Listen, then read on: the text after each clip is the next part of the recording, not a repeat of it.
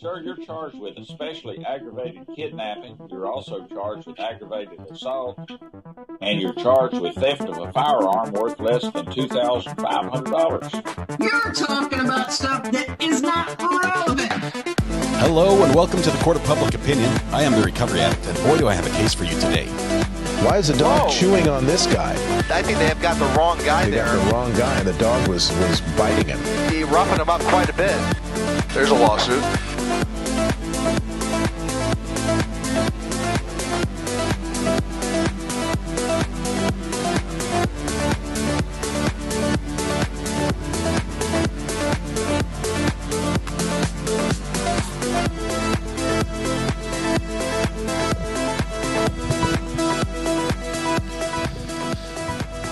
Whoops. Okay, well, here I am. Hit the wrong button. Here I am. Good morning, guys. Happy Thursday to you. Welcome to the Court of Public Opinion. I am the recovery addict. Good to have all you addicts here this morning. It's wonderful to see you. I was frantically trying to get one last emoji loaded. Bear with me. I'll have it done in just a second. Okay. Select image. There we go. Save and publish. We're gonna see if that works. All right. You might have to refresh your screen to see it, but we've got that going. Tag. We've got it going. We'll see if it works well. Good morning. Good to see everybody here. It's Thursday. It's going to be an incredible day. We know because yesterday was just off the charts. Wild. Good morning to Miss L. First in chat this morning with a full good morning and an exclamation point.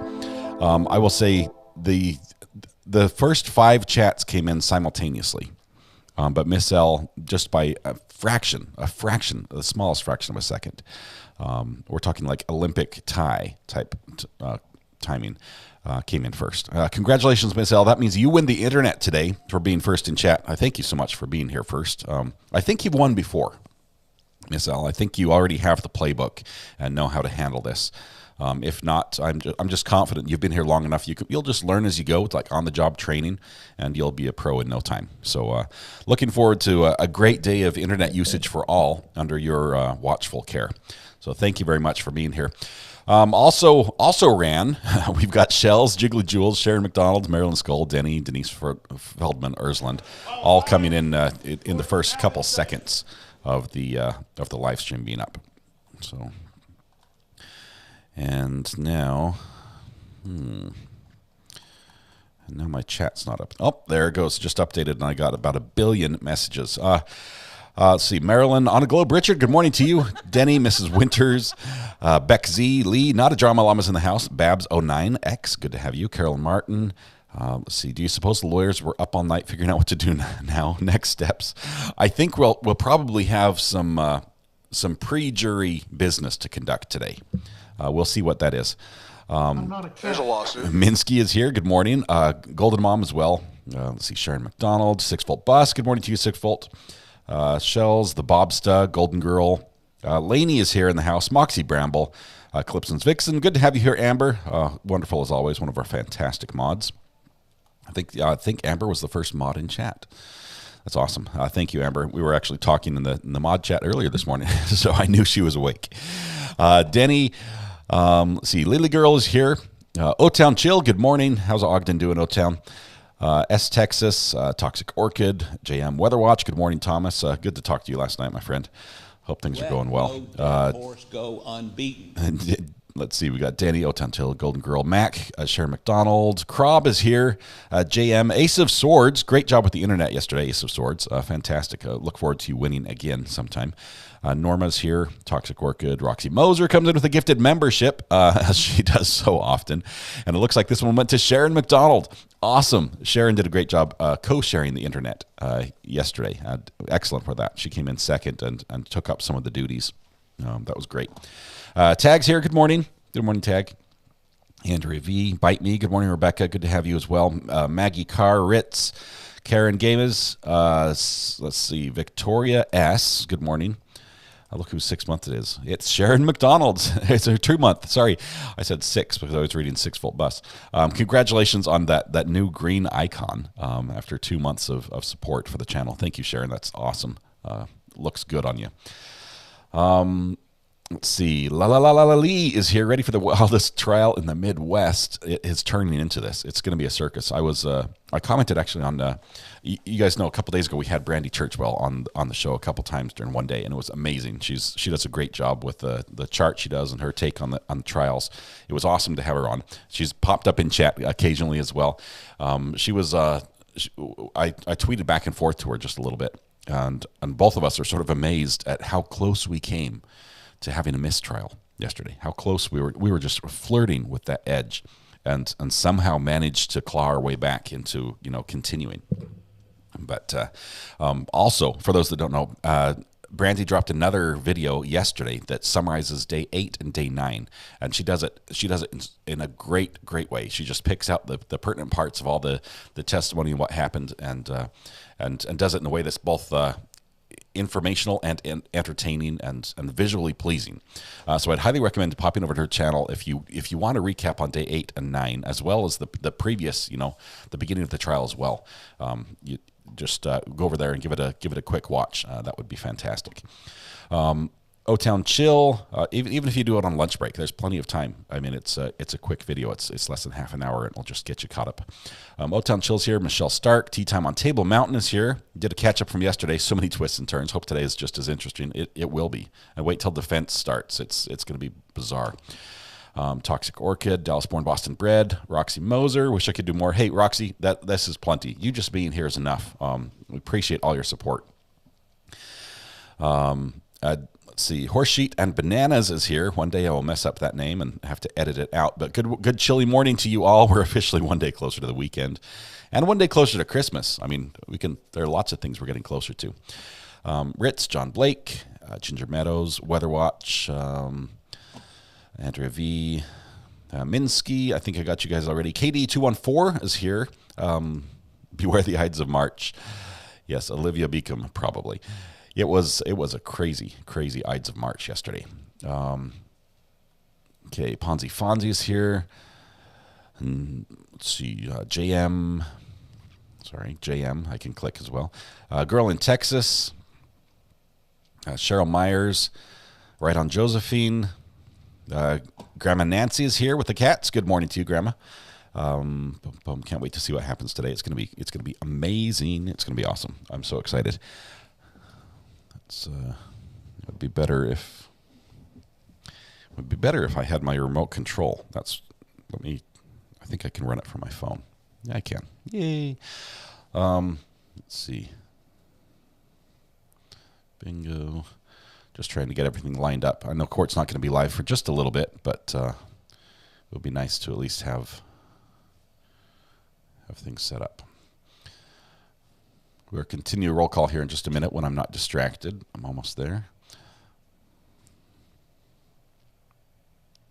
Got a lovely message from my favorite, from my least favorite people on YouTube who hit me with a copyright claim yesterday from the UK. Squirrel. Still not happy about that. Maybe I'll talk about it later. Bite Me, Shells, Lara, Ponzi Fonzie. Ritz is here. Natalie Lintz, Sunshine in Arizona. William Fagan. Let's see. GMA Nobby is here as well. Tish Cortez. Good morning to you, Tish. Is today your day? No, you've got 2 more days. I think the 18th is your day, right? Let's see. Minsky. Grandma Nancy was just gifted a membership by Roxy. That's awesome, Grandma. We were just saying hello to you, and I think that's the last time we'll see your name in gray, as now it will show up in green for the next month. That is awesome. Thank you so much, Roxy. Yucky's here. Good morning to you. Carol Martin, JREPTX is in the house. Kat, good morning. Lee, Katie214, you've got to say gifts. GIFTS, I can spell this morning as well. That's it. Roxy got it. Marilyn Villagomez is in the house, sometimes alias. Franco, good morning to you. Let's see. Fake the Funk is here. JM. Boom Lee, Mrs. Winters, William Fagan. Thank you for my membership. That was not me. That was not me. You were gifted a membership by someone in this amazing community, and that's just awesome. And congratulations. Make sure you take your seat in the front row. It's a privilege you get. Salty is here. Good morning to you. Nana, good morning from Reno, Nevada. TA as well. JC Tratnik. JC Tratnik. Good to have you here. Let's see, who else are we missing? Just going down the roll here. Yes, you found the new emoji. Does it look good, or do I need to change it at all? Tag, is it? It sort of looks like an ant, I have to admit. But my eyes are not good. Maybe if I put the white background behind it, might be better. It's supposed to be a mic drop. It looked fantastic when I looked at the picture full size. Just some things render funny on YouTube when they condense it down to 48 by 48 pixels. Kara Green's here. Sarah Summer D, Texas Val as well. Kimdra Sanders, good morning. JK Gordon, DMB Secondus, hello to you. Carrie, Miss L, Mustang Guy 79, good morning from Indiana.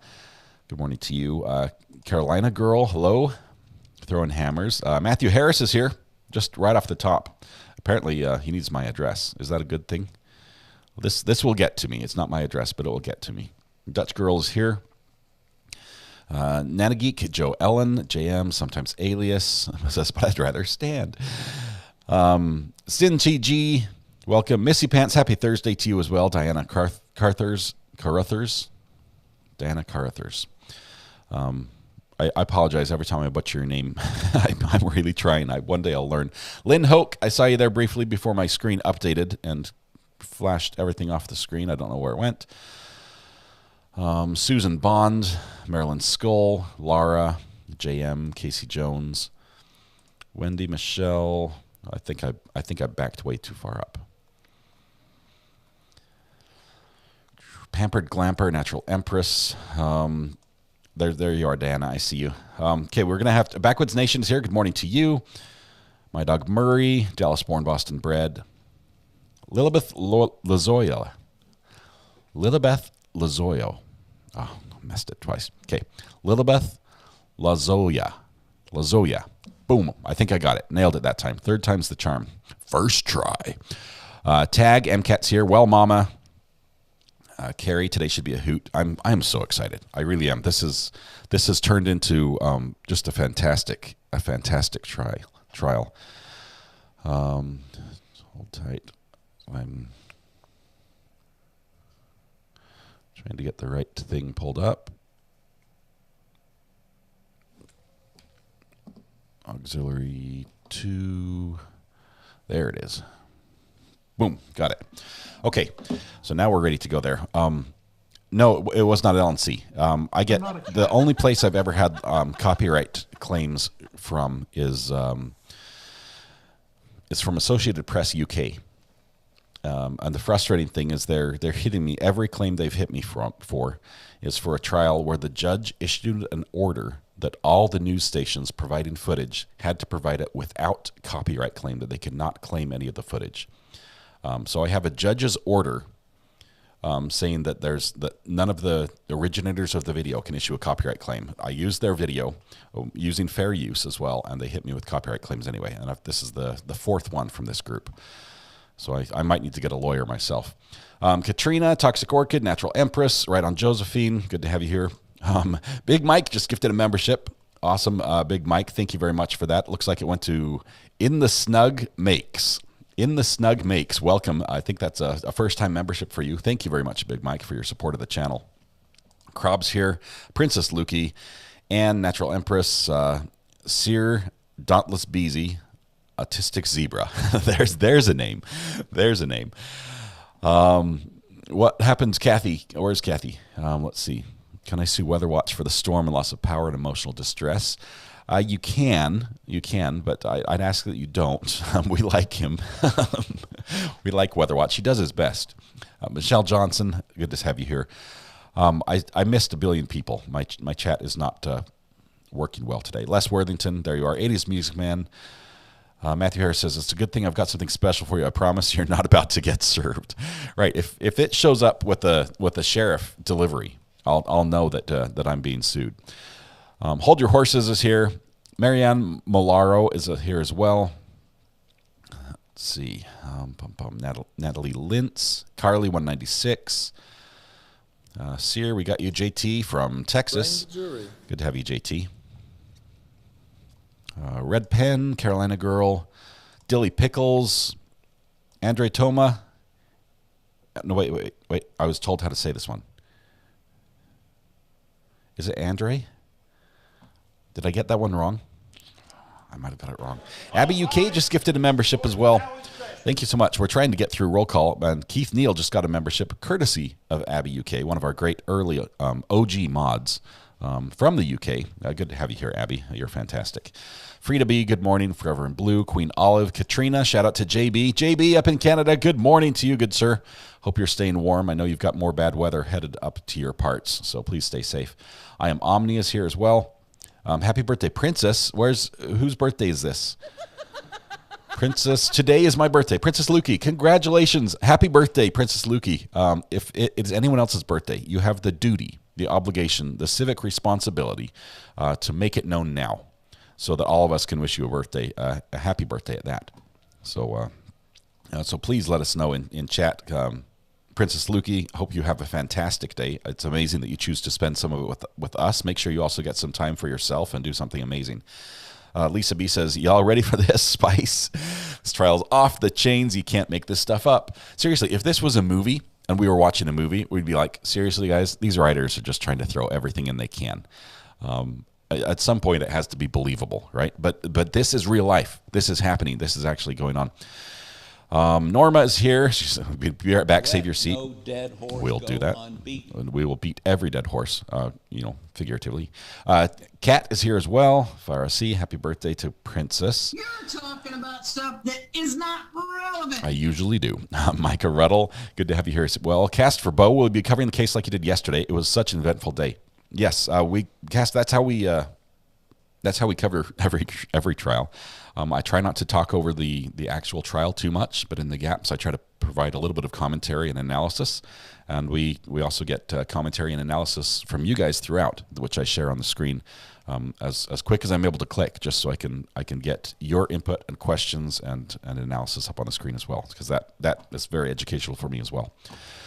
Suzanne says, grabbing my pink mug. I also got a pink mug today. I have not yet filled it up, but I've got the pink mug as well. Love this one. It's my wife's, honestly, but I steal it. Let's see. Welcome to all lurkers, looky-loos, and visitors. All are welcome. Keith Neal says he drags his beanbag in. Mornings. Yes, you've got a safe spot there and back with the beanbag. Hopefully it's one of those big, like 6-foot love sacks. When my wife and I first got married, we didn't have a lot of furniture in our apartment, right? Because the apartment came furnished, but it was the bare minimum, right? The apartment owner did not go above and beyond in some of those things. I think it came furnished. I think it was. I might be wrong there. Anyway, we needed more seating, and of course, newlyweds being young kids, a beanbag is super comfortable, or that was the idea. We went through the mall and we saw this store that had these massive beanbags. They called them Love Sack. That was the brand, and we walked in completely not intending to buy anything. We were just doing like window shopping, and we left with what looks like a compressed bale of hay, where they take this love sack, which has all the foam bits and stuff, the fluffy bits inside, and they've used a high power vacuum and sucked every square inch of air out, and so it's just this really dense bale of hay, and then you get like the cover that goes on it, and they say, well, you stick the bale of hay inside the cover and you zip it up, and then you sort of open the bale, and it sort of poof, and over a couple days it creates a love sack. Well, that piece of furniture stayed with us for years. It's amazing. You just flip it and it fluffs up again. It's huge, and it became almost a sort of like a landing zone for some of our kids. because anywhere we had stairs, you can just put that at the bottom of the stairs, and then you can now jump off like the upper landing onto the love sack. There was one point, I'll admit, I got Father of the Year award when I took that and squeezed it through the doorway, because it was very difficult to get through a normal doorway. Squeezed it through the doorway, took it outside, and put it at the end of a swing under the tree in the front yard. And the kids would swing on this, and then the idea was to jump off and land on the love sack, and almost all of them did, which was a lot of fun. I even used it for a movie we made with my youngest son, where he pretended to jump off over the back of the railing of the upper and land on the landing. And so he jumps off, and then I used creative editing to make it look like he jumped off and there was nothing there, and he's like laying there on the ground, and then he opens his eyes and says, "Let's do it again," and he gets up and runs. It was a fun video. I'll have to share that sometime. Anyway, look what we made you talk about. Look what you made us talk about, Keith. You dragging your beanbag in. That's where we went. Well, let's almost get caught up here. Danny's here, Celtic Queen. Good morning to you from Westchester, Ohio. Good to have you here with us, Celtic Queen. If I missed anyone, I'm apologizing now. Sorry about that. Story time is the best time, says Weatherwatch. Let's see, it's my anniversary of being clean. All in. That is awesome. Congratulations on your anniversary. That is just amazing. More power to you. You've got our entire support behind you. That is awesome. Good work. Olivia Rose, commenters on the ice cream trial, said that the trial isn't worth watching from the beginning. I thought we were going to go watch that after this one if we don't have anything else. Yellow Submarine says, I had a huge love sack for years too. Everyone loved that thing. It was like the spot. When guests come over, it's like, you're like, oh, take a seat. And you point to the couch and they're like eyeing the love sack and like, is that available? Can I just, yeah, they would love the love sack. And the best thing about it is you could just like full on just collapse onto it and it would just catch you. There was just plenty of it to catch you. And it fits two people. So, snuggle time works there as well. Mo's here. Laura, tag. Good morning. Carrie, I love the love sack. It's huge and so comfy. They apparently need to sponsor the show. I'm not sure how well I could live stream from in a love sack because it's very hard to sit this high in one. It's more of a low to the ground thing. Check your burner, modified the emoji. All right, I will do that. Hang on, I need to shout to one of my kids to run an errand for me because I need a remote. It's going to be urgent here very soon.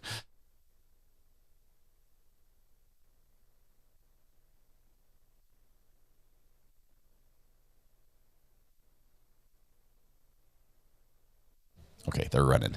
Awesome.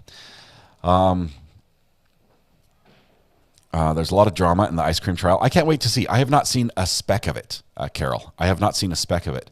When did you decide to follow this trial, Brittany? We decided to follow this one and the Apple TV one. Thanks. Thank you, bud. Appreciate it. Have a good day. You're awesome. Love you. Okay, I decided to follow this trial towards the end of the Alex Murdaugh trial. One thing, it worked schedule-wise. It only had like 2 days of overlap or 2 or 3 days of overlap, so we were able to catch up pretty quickly. I liked what I saw from the opening statements, that there seemed to be a lot of passion for the defense, and that's what really sold me on this trial, is when I heard the opening statement from the defense and how much she was going to fight and this was going to be a battle, and I like that part. As much as I like the facts and the details and the nitty gritty of the actual crime and the case and the evidence and things like that is, I love that aspect as well. But the whole other side of that is the legal battle, the battle of the minds that occurs between the two tables, and seeing that we had both of those here, that's when it just sold me on it. All right, the cool house with the love sack. Yeah, we ended up not bringing it with us when we moved across the country. We gave it to our friends who probably used it more than we did, jumping off the landing and stuff on it. But yeah, if they're still around, if that company's still around, and you have the serious cash, at that time we were double income, no kids. We were a couple of dinks. That's what they call it, double income, no kids. When we bought that love sack, and so we could afford it. Plus, we had no other expenses. It was like rent and that was it type thing. And so we were flush with cash and just splurged on a love sack, and it was awesome. Cindy Kirk, Alabama girl here. Welcome, Cindy. Good to have you here. Chandra here as well. a couch named Booger, and a love sack. The things we talk about, we do. I feel so bad for the daughter of the trial. All in, oh my goodness. I went back with my wife last night, and we rewatched the last portion of the daughter's testimony. Now that we had the knowledge of where she was going, where emotionally she was leading to, this point, this line of questioning, she knew what they were getting at, and she knew where it was going. And that now that we know what she was going to bring up and what she was going to say, go back and listen to her again. And suddenly the pieces start making sense. What she's saying, how she's saying it. It was heartbreaking, and she's just torn between a rock and a hard place, and not knowing what the rules are, or misunderstanding the rules of court. Added to all that, I'm glad they ended when they did. I think they should have ended actually a little sooner. But yeah, I'm glad to see that she's done, and hopefully able to move on and be able to just get some normalcy back in her life. Let's see. Tag. I'm a little bit behind. We'll need a little bit break. Probably we'll have to wait for court to start for me to get the emoji updated. Beanbag chair that leaked for 20 years. The beanbag, the little bean, the actual bean styrofoam things that would leak. There'd be a hole, and every time you'd sit on it, they'd like squirt out somewhere, and you don't know where they come from. That was the worst. Lovesac uses like shredded foam, so it's a little bit bigger. It doesn't do that, and it's also inside it's got a inner layer and then an outer cover that was like you could choose the color and the texture of your outer cover, but the inner layer kept everything together. All right, I think I saw KQD in the house. Good morning to you. I'm pretty sure there was probably a weather report in there somewhere. Katie 158. Good morning, Jojo Peter as well. Hold Your Horses is here. True Celtic Mutt. The hounds are live. Awesome. Good to have you with us. Glad to be streaming over there on your channel as well, Mutt. Appreciate you. Let's see.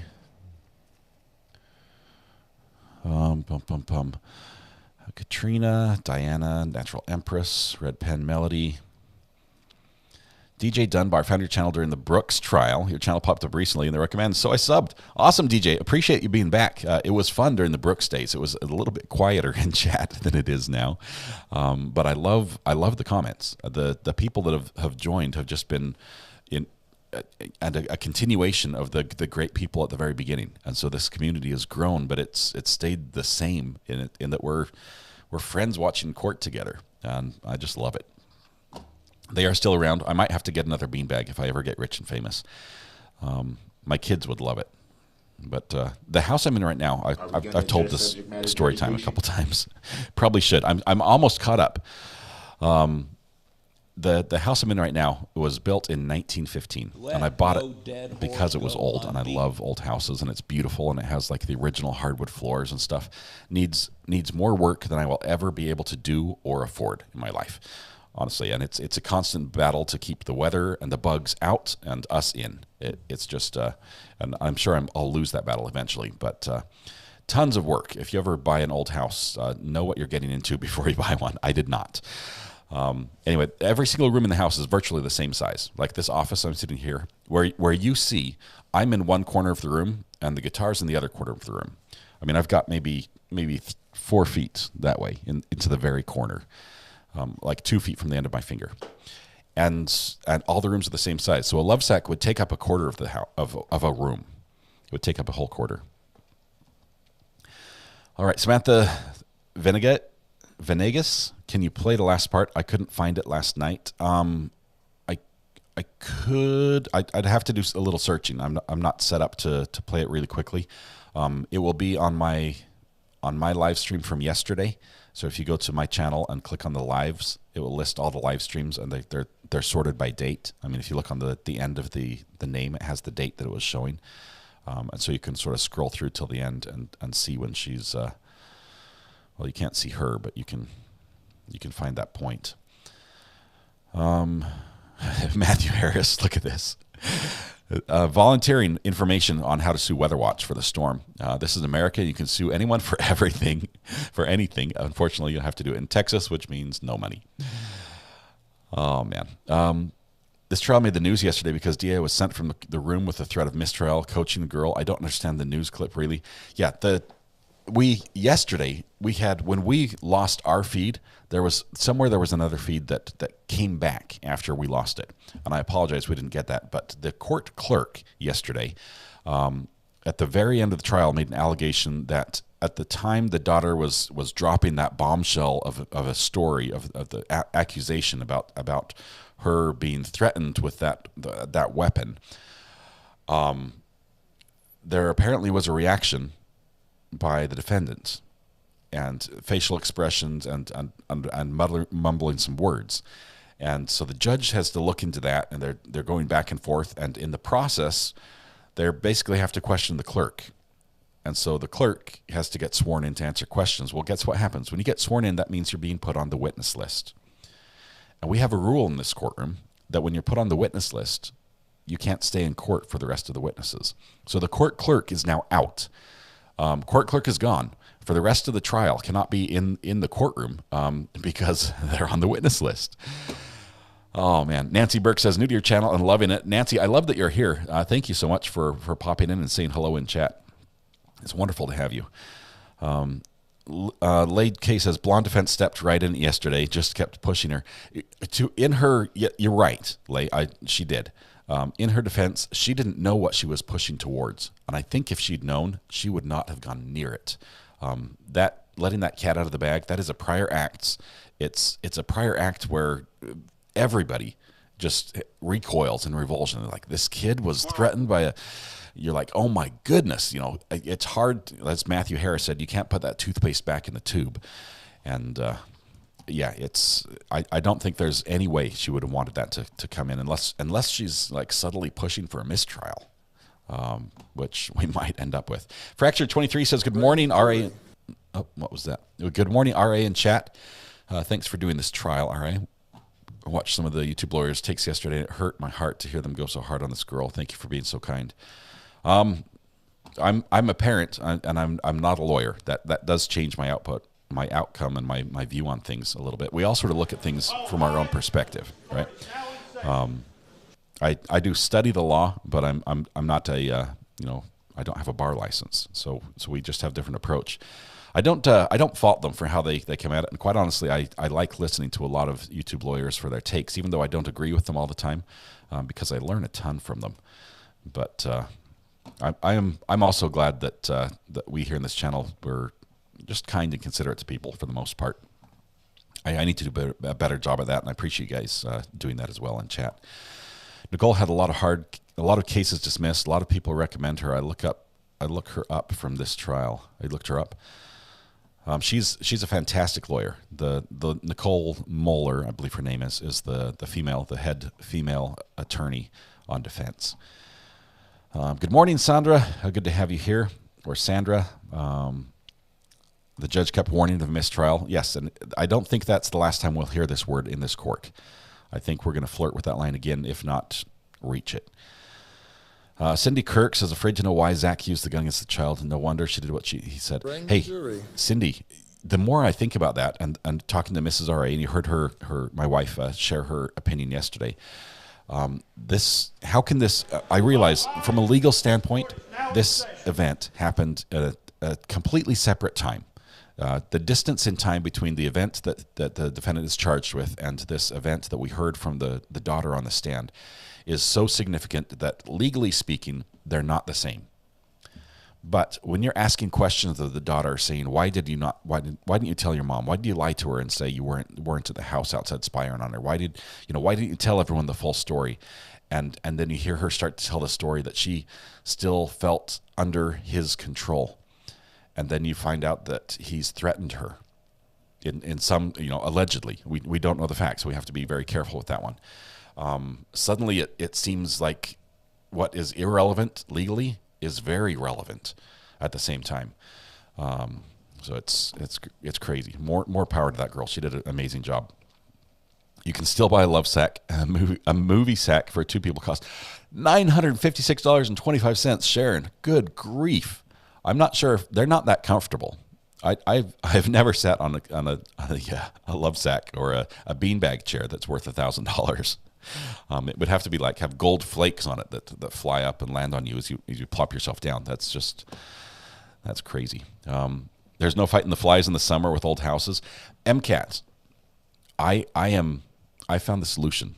Flies in the summer with old houses. First of all, we have a saying. We make sure the kids close the door. We don't leave our doors open. So they close the door. We say in or out type thing. You can go in or out, but close the door after you. And the other thing I do is I pay them 25 cents per fly they kill in the house. And it works. They will hunt them down for those quarters. They will get rid of every single fly they can. And, I need proof that it was actually disposed of. And there's also a rule, you can't let the fly in and then collect the bounty. That would be like, double dipping, and I'd go broke really fast. White Rabbit Chaser is here. Welcome. Good to have you here. Tag, Miss L. I think we're mostly caught up. Am I the guitar man? I do play the guitar. Not well, but I've played it since high school. Rhodey is here, says mine was built in 1918. I get it. We can connect on this. You guys, you hear me. Yes, 25 cents a fly. That's how bad I hate them. But I only pay 25 cents a fly if I can't get them myself, if they're like the smart flies. And you guys, you have to realize, out west, the flies are different. They're faster than they are here for some reason. I don't know why. I'm not saying the flies here are any lesser than the flies out there, but the house flies, that Tag's like, I'm on my way over. I got my fly swatter. 25 cents, right? The flies, when I got here, they seem slower. They seem lazier. Like they're just kick back, taking it easy type thing. And they seemed easier to kill than the flies that I experienced out west. So the kids are able to get them, and everyone's happy. It's a win-win. Currently, my house is fly-free right now. It might help the fact that it's freezing outside. There we go. My daughter has a 1900 farmhouse. Becky Lou, the other good thing about having an old house, and there are good things about it. First of all, you can't beat the architecture. They don't build things like they did back then. It's awesome. But you get to metal detect the yard, and that's something I love. I formed this channel originally because I was a metal detectorist, and I love metal detecting. And the joke is that I drove by this house, and I wanted to metal detect it, knocked on the door, and the guy said no. The owner said, no, you can't. And so I bought the house from him so I could. And that's sort of true. But it was awesome to metal detect the yard and find silver coins. And this house was owned by a doctor originally. It was built by a doctor. The streets actually around me are named after the doctor's kids. So this was early on in the town's history. You're talking about stuff that is not relevant. Yep, I am. Who said that? I need to get back on the subject. Apparently, Thomas has corrected me. Okay, let's start talking about trial. That's what we're here for. I apologize. Big Mike gets another membership this morning. Thank you very much. And Fake Defunk is the winner. Congratulations, Fake Defunk. Please take your seat on the front row. Let no dead horse go unbeaten. Ivan Victor is back in chat. Might not be chatting in chat as much after his injuries to his fingers doing the dishes. Ivan is blessed to have a spouse that does the dishes for him, and as the spouse is out of town, he learned the hard way how difficult it can be, and has the injuries to prove it. Hopefully, Ivan, your fingers recover quickly. Don't bleed all over the keyboard. That'd be awesome. Let's see, Selena, welcome. Good to have you here. We're ready for another crazy day. We've got a little bit of time, just about 20 minutes before the judge is due back in court. We should get video before then, though. Winter flies are slow. They are. Let's see. Good morning, Ivan, by the way, if I didn't say that already. Patricia, good to have you here as well. Wonderful to have you. For those that may have just popped in, let me do a quick plug for the podcast we've started. Weather Watch and I. Weather Watch is Thomas, and my name when I'm not doing this is Scott. So Scott and Thomas have a podcast that we put on. We put it on Friday evenings, and it's going to be at 8 p.m. Eastern time this week. Tomorrow, I guess it is. And my wife's like, you need to come up with a little saying to describe the podcast. And she says something like, take a break with us as we find goofy news stories and pull you to find your top threes, something like that. That's one of the things we do. Alex stole it as well. It is a fun podcast where we do a live show like this, so you can participate in chat. A lot of times we'll involve you in questions and get your take on a few things. It's much more lighthearted. After a week of dealing with basically we're almost always talking about a murder trial of one type or another. Almost all the trials we cover are murder trials, and those can get heavy. The testimony can get heavy. The emotional burden of carrying that and being involved in it all week can get heavy. And the podcast, although it's separate, it's on this channel, it's sort of separate. It's separate as well. It's just a way to reset and have fun and hang out with some of the same people we saw here and some new people as well. So if you're interested in that, I'd love for you to sort of block out that time and pop in and say hello or catch it on the replay. Either way. My cats love batting flies out of the air. It easy. Love that as well. I don't have a cat because I'm allergic to them. I need to pour some water, though. JMan983 has just clicked the subscribe button, which is equal to admitting to being a true crime addict. So welcome, JMan. Appreciate you clicking the subscribe button. Pat says, I loved hearing Mrs. R.A. yesterday. The only thing that could have made it better would be if she reached into the frame and grabbed the mic herself.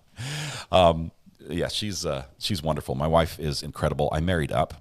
I did. I highly recommend doing that. I did definitely get the better end of that deal, and she's a smart, just incredible woman. Let's see. How about join us for some pickled chat? That might be a good slogan. Let's see. Okay, what's the food this week? Jojo, there's in the podcast we've been doing some try it type things. Sorry, I'm going to sneeze. There's like a sneeze coming, and I can't stop it. So eventually I'm just going to have to mute the mic for a minute. Marry up, I can't even date down, says Pants. Big Mike's my brother. He started watching after you heard I was. Susan. Awesome, Susan. Thank you for inviting family over. It's always fun to have family and friends here. Good morning, Haley's Comet. Good to have you here. Just call the podcast Pickles and Chat. For now, it's Scott and Thomas Talks, and that's pretty much what it is. We might change the name if there's a better one, but really that just sums it up. We just hang out and talk with each other and with you guys. Styrofoam is more dangerous than a knife, says Adam. Good morning, Jane Dear Girl from PA, hoping to warm up almost to 60 today. That would be nice. Jennifer Cardio just sent a super sticker with 0.99. Jennifer, thank you so much for the super sticker. Mustache. Beautiful little mustache. I like it. Thank you for your support, Jennifer. And I think, who was it? The very end of the day yesterday, somebody sent a super chat. Like, I just hit the off-air button, and the super chat came in, just like that. And I do apologize, because that means it did not go out on the live stream. I tried to say you just missed it, but thank you. But that was awesome. The flies are so huge in Australia, they will arm wrestle if provoked. Sometimes alias, not just that. Anyone who wants to go to Australia, you need to be aware that we say in the U.S., we say everything's bigger in Texas, right? But that's not counting Australia. It's not counting the spiders and the snakes that they have in Australia, which are just incredible. Australia has snakes that, in the U.S., say like a rattlesnake, if you get too close to it and step near it, they'll coil back and they'll rattle, say, "Hey, I'm here, don't step on me," type thing. And if you really provoke them, they'll try to bite you. Australia has snakes that hunt you, and when you're not looking, and when they first spot you, they just gun for you. It's like, get him type thing, and you always have to be on guard. And the spiders themselves, they're just like, they call them like man-eaters. I think that's actually the name of the spider. They're huge. Spiders, snakes, everything. Everything is trying to kill you in Australia, and the flies apparently can carry you off as well. That being said, amazing country. My son loved it when he was down there in Adelaide. You didn't finish your thought about the food on the podcast. I had a squirrel moment. I apologize, Jojo. The food on the podcast, we have a thing where we try different things, or we've done this in the past, and it's been suggested by people. The first thing I tried was a spicy maple bourbon pickle on an Oreo. So you separate the Oreo, put the pickle on. It was not good. It was like very, very bad. I tried 3 of them just to see if it got better over time, and it didn't. It got worse. And then the next thing I wanted to try, Thomas went and tried something, and he tried some really fancy dessert. That was wonderful. And then I volunteered to try a variation of the spicy maple bourbon pickles with boiled eggs, like pickled eggs in spicy maple bourbon pickle juice. I have an update on that. The eggs are growing fuzzy, and I think that's a bad sign. And I'm worried to open the jar. because I think it's also getting pressurized in there, and I don't think I can eat them tomorrow. I don't think, like, for my own health concerns, I don't think I can eat them. And I'm sorry to talk about that disgusting thing this morning, but anticipating that that the eggs are trying to kill me, or possibly would had I eaten them, I've got something different, which is almost as daring. And I do have a new thing to try. It's actually sitting right over here. It's prepackaged. It's made by a company. It's something I've never tried before. But fuzz is not good, says Patricia G. I'm not going to chance it. I really won't. I'm going to find someone else's garbage can and put them in there. It's the whole murder trick when you're trying to get rid of a body. You don't want to use your own garbage for obvious reasons. So I'm going to go straight to somebody else's garbage just in case the jar breaks and permanently just stinks up the garbage can. I'll find someone else's and deposit it there. But so that's the story. That's where we are on food. I think any challenges we're going to do in the future are probably going to be prepackaged foods that come with weird varieties, like Pepsi and the Peeps flavor, something like that. And that's in line with what we have for tomorrow that I'm going to try. All right, still no footage from the court yet as we're waiting. We do have the audio turned on from the courtroom, so as soon as we do have sound, you guys will hear it. Let's see. I think we're all good. Yeah, penicillin in a jar. No. It's not good, Eric. It really is not good. I would show you the video. I'm scared to pick up the jar because it is sort of, it feels pressurized on the lid, and the fuzz is sort of like holding the pickles in place, or the eggs in place. It's not good. Pepsi Peep flavor is good. I have to find out where to find them. I realize it's a limited edition thing, but I'll look. All right, something for you not to try, says Amber, is peanut butter or pancakes or waffles on waffles. Peanut butter on pancakes or waffles, or something for you to try, not pickle related. I put an extra not in there. Yes, you still use syrup, so it's syrup and peanut butter. I'm pretty good with peanut butter of all types, and I will give you a hint that the item that I'm going to try tomorrow on the live stream does include peanut butter in it. All right. Cass. Oh no. Do not. I don't recommend them. I might have done something wrong. The eggs might have been bad from the get-go. Okay, they didn't smell good when I peeled them. I know I overcooked them, but not good. We're still waiting to hear about. Going to have a mistrial, Diana. I don't think we'll have a mistrial from what happened yesterday in court. And the reason why I say that is because the judge made it really clear that if you accept this decision, he says, I don't want to hear anything else about it, like ever. Like, this is the last time you're going to bring it up. If you accept what my ruling is, how I'm going to rectify the situation by explaining something to the jury, it's done deal. This is like your speak now or forever hold your peace. And they said, we're okay with that. We're good. So the judge is going to hold them to that. He's going to say, I'm not going to, listen to anything about that unless they bring up a really convincing argument with probably legal precedents that shows that they're in the wrong, or there's a big problem there. So I don't think it's going to come up again. Let's see. Katrina says you need to try my suggestion: spicy maple bourbon pickles with pretzels and chocolate. So it's like dipped pretzels and chocolate. You attach the pickle to the pretzel and dip it in chocolate. They are fermented eggs. Ever put an egg with a shell and put it in vinegar and let it gel? Yes. Color Me Abstract. I did that as a kid. Actually, it's a trick you can do for a magic trick when you're trying to. Have you ever seen the trick where they take a piece of paper and they tear it up and they put some of the pieces of paper on a fan and then they sort of toss the pieces of paper up and down and bounce it, and one of the pieces of paper turns into an egg? That's how they do it. They use the vinegar egg trick. So they just have that inner liner that turns into the egg shape. Yeah, I'm not going to use the juice. I'm going to get rid of that jar. It's gone. Nutella, Tara, Nutella. My kids love Nutella. We have you guys know of Mr. Beast, right? He's a big YouTuber. What you might not know is, in addition to making absolutely crazy YouTube videos, he has a huge philanthropy side business where he provides he provides food for like 9 different cities or several counties of food banks. His organization does massive, massive philanthropy work, just under the radar, on the lowdown. He'll give away, sometimes the two will cross, and he'll do a video where he's giving away 10,000 turkeys for Thanksgiving and things like that.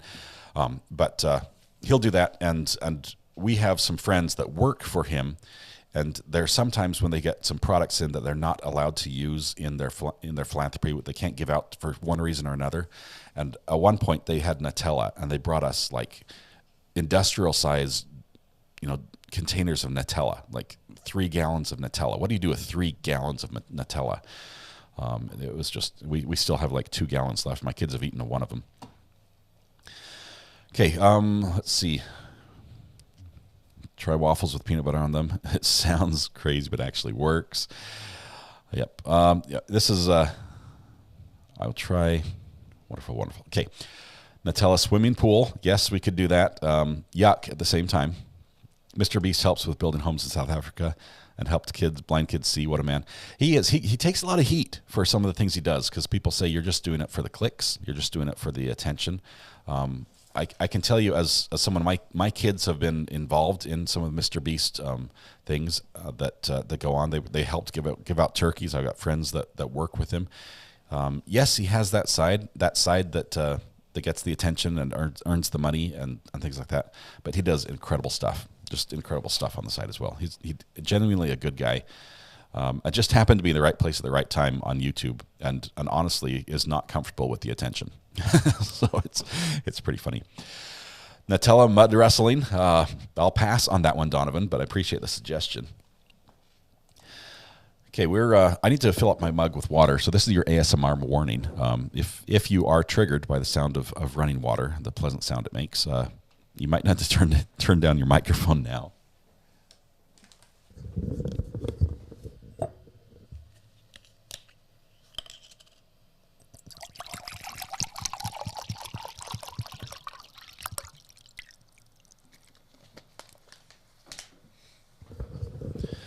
And there we go.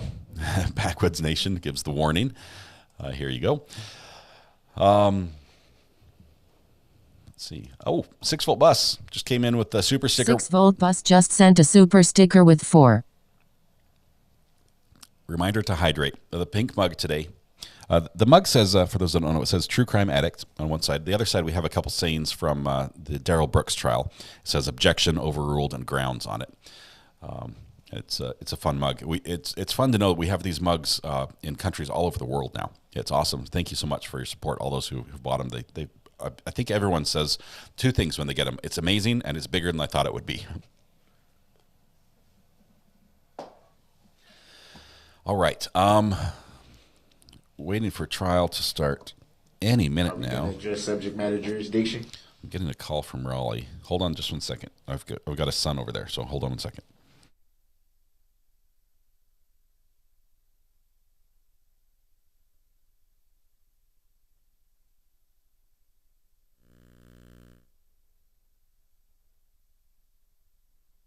And they're gone. All right. Let's see. I think we're ready. I see some of the comments in there. Keep it family friendly, guys. Not touching that one. Thank you very much. Daniel says, as a non-American, I never understood why y'all drink bottled water all the time. Can you not drink tap water?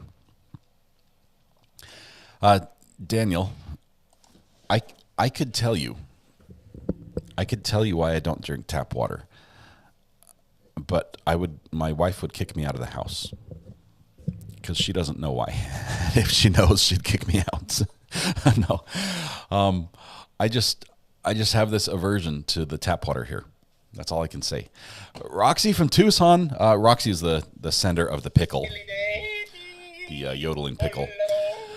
Thank you very much, Rosie. Sorry, Rosie from Tucson. It's called Roxy. Gifted 5 memberships. Thank you very much, Rosie. Appreciate your support of the channel. Longtime supporter of the channel as well. The memberships, it looks like, goes to Backwoods Nation, Lunar Eclipse 223, Head in the Clouds 33, Joe Laundry, and Hissy Pants. Welcome, all you new members, returning and new members, both in that group. And thank you very much, Rosie, for the gift. You are absolutely fantastic. It would not be the same without you, Rosie. I appreciate you so much. Let's see. Making it rain. She does. I sent you drop sound bites. Okay. I'll check this. I know you sent a new mic drop as well. Okay. I'll try that.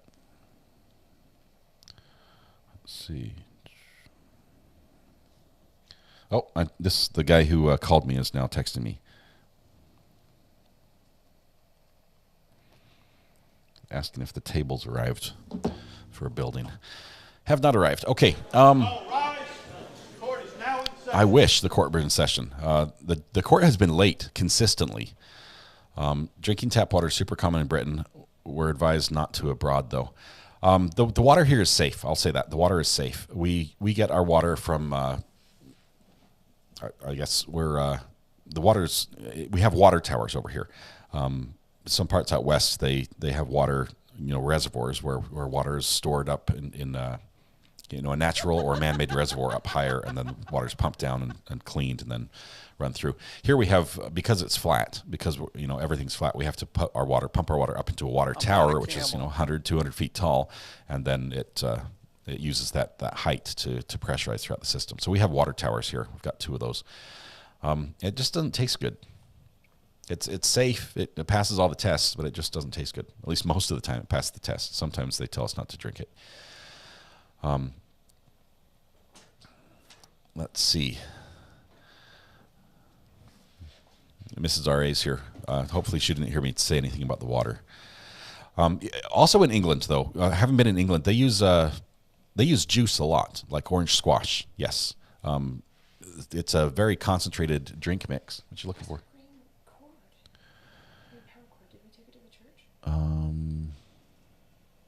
Yes, I thought I brought. Oh, it's going to be in my backpack. That green. That one may be in the garage.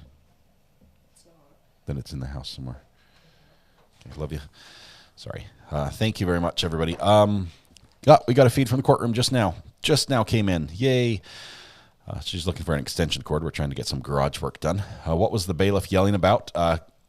Kutch, the sound effect you heard is from the trial with Alex Murdaugh. And the bailiff in that courtroom just had a set of pipes on him. And every time the judge would walk into the courtroom, he'd yell, "All rise, court is now in session. Judge Newman presiding," type thing. And we took a clip of that and triggered that because that's a sound effect that sort of applies to all the different trials we follow in one way or another. Alex stole it. Alex stole it, too. Alex stole the power cord, apparently. Not a flavor profile I want in my cooking. I'm not as good a cook to worry about flavor profiles. I'm just trying not to burn things right now. Okay, we are... Bring the jury. Bring the jury. They treat the tap water with chlorine and it tastes like swimming pool water. We buy bottled water in reusable 5-gallon jugs, less plastic waste. Are we going to subject matter jurisdiction? Yeah, we do the recycling. I do feel bad about the bottles a little bit, but we have a good recycling program here that we participate in for that. Let no dead horse go unbeaten. All right. The Brown Barn says, "Good morning, Recovery Addict. What an interesting day yesterday. Looking forward to watching today and listening to your insight. Thank you." I'm going to learn from you, Brown Barn. Let me know what you think as you watch this today. It'll be I was kicked back, taking it easy. The DJ, the sculpture we're looking at, it's actually the state seal. And in this, I believe it's wood. It's been carved, probably hand carved in wood. And it's hard to tell, but right underneath the word forward, that's a badger. Or that's supposed to be a badger. It looks like a very well-fed badger. Most of the badgers I've seen have been a little flatter than that. But if you ever look at the seal, if you search it up on the web and look for it, the colored version, a lot of the items really show up a lot better. And I think the shield itself is symbolic of like the 4 main industries, and mining and farming, and I forget what the other 2 were. But it's everything is on there for a reason, except for the badger. I'm not sure about the badger. The badger has a platypus bill. It's the nose. It's the turned up nose at the end that makes it look like that. It's a turkey turkey leg with legs. It is a beautiful badger, according to Ivan. Ivan is a fellow Wisconsinian, Wisconsinite. What do you call someone who is from Wisconsin? This is a question we need to have answered before trial starts here. If somebody can, wrong answers only. What do you call people who are from Wisconsin? You don't be like cheesehead type things. We don't want to be rude that way. But honey badger, Wisconsin Badgers, university mascot. A cheesehead, says Rich. Okay, so maybe that's where I went. Wisconsin, a Wisconsinite. Another vote for the cheesehead, Wisconsineer. That sounds very professional, almost like aloof type thing. A cheese lover, Wisconsinites. I'm gonna have to go a little bit with Ivan here, being from Wisconsin. I guess he gets like 2 votes. So, but he's leaning towards Wisconsinite as well. Wisconsonian.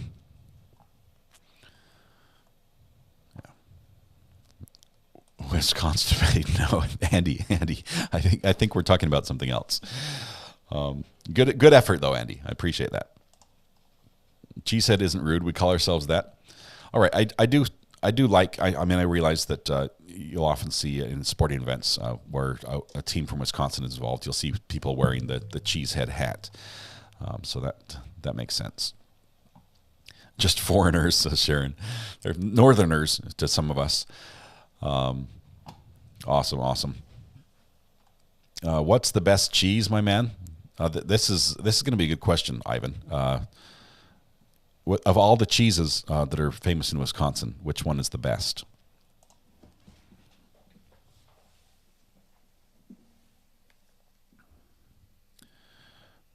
Let's see. People who live in Wisconsin are called Wisconsinites and cheeseheads, says Amy.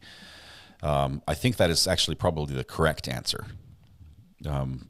Sort of like Americans are called Yankees. Yankees originally was a slang term given to us by the Brits. They used it sort of to make fun of us, and we ran with it. Fun story, in high school, we had when the high school puts on like a musical or a production or something like that, there's a group of people that typically dress in black that sort of run the curtains and the lights and the microphones and everything like that. And that group is normally called stage crew. But in my high school, we called them the pit crew.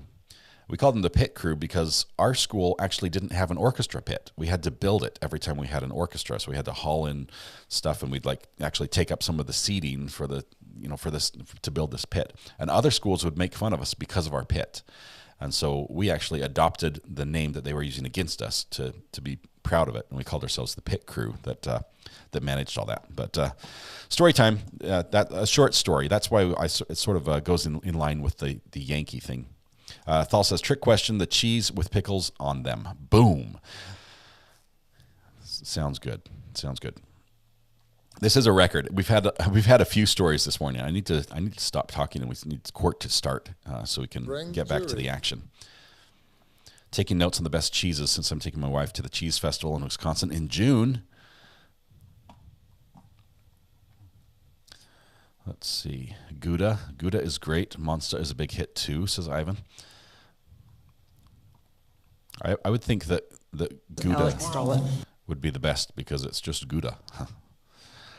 Gather around for story time. Story time's over. We're done. Story time. Sorry.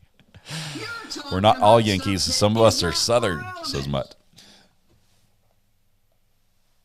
Okay.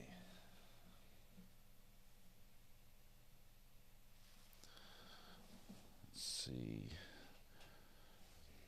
Got to get one more secondary feed up just in case the first one drops.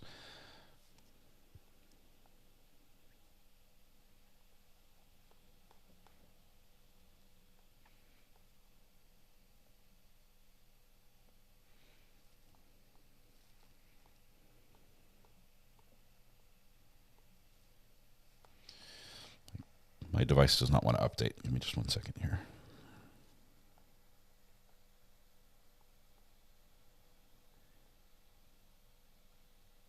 Bring the jury. Bring the jury.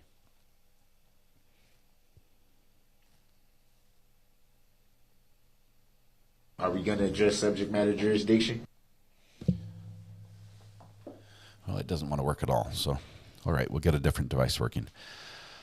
Who is left on the witness list? Washington inmate number 2, D.A. Anderson's brother. MK, those witnesses are for the defense. We know the defense says they have about, 2 or 3 days of witnesses. We don't know who's left on the state side. The daughter was the last one I knew. So we'll have to check if somebody has the list of who's left. But there should only be 2 people. And I don't think any of them are inmates. The inmates are going to come in for the defense once they start. And that could be as soon as today. That's a possibility. Thinking I need a new bingo card today. Yeah, Kutch, what are you going to put on your bingo card today? What is, with everything that happened yesterday, you can pretty much put anything on there. There's a good chance it'll happen today in court. Obviously, we don't want mistrial on there, but you sort of have to save a space for it. Ready for spicy court again today? I think it will be. Let's see. Bingo cards. Yes, we need that. Hello, what's going on with court, Bone Digger? We're just waiting. The judge is a little late. We haven't seen the audio. Oh, we've got some motion, so it looks like people are at least walking in the courtroom. That's a good sign. I'm thinking Sadie and the daughter were close to the last witnesses for the state. Melody, I agree. They used them like star witnesses, which goes last. Mustang Guy says, thank you for the info. I'm never going to Australia. I would not cross it off your list. Australia is fantastic, and quite honestly, they have amazing people who have amazing accents. You can't overlook that as well. We like to tease them a little bit because the history of Australia, as far as colonization went, is interesting. They have a unique story there, but there are so many reasons to go to Australia, and one of them, my personal favorite, is the fact that they are still out there in the sticks, out there in the boonies, in the, what do they call it, in the bush. They're digging up 44-pound gold nuggets with metal detectors and shovels. And there are very few places in the world where you can go with a metal detector and find a 44-pound gold nugget, Australia being one of them. So that's got to put some good points on it right there. I'd love to see how big an increase in spicy maple bourbon pickles sales there's been since the show began.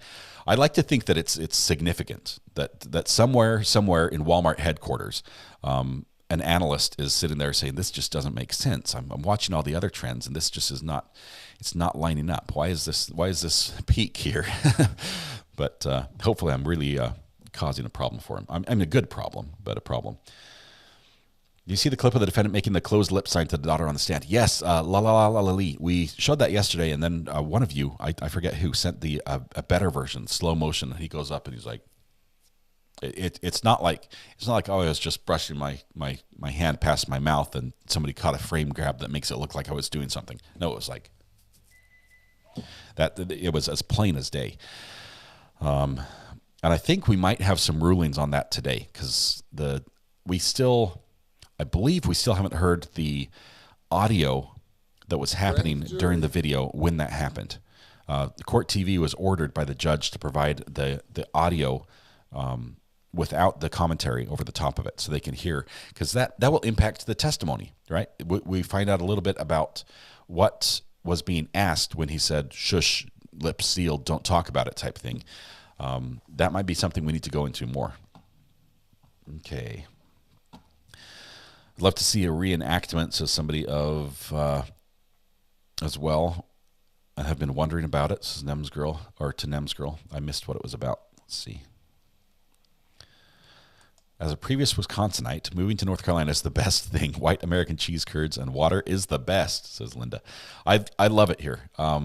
When I moved to North Carolina, it felt like home. And I've been a lot of places. I've visited a lot of places around the world that I love, and I would love to go back to, England being one of them. Have many good friends over in England from my years that I spent over there.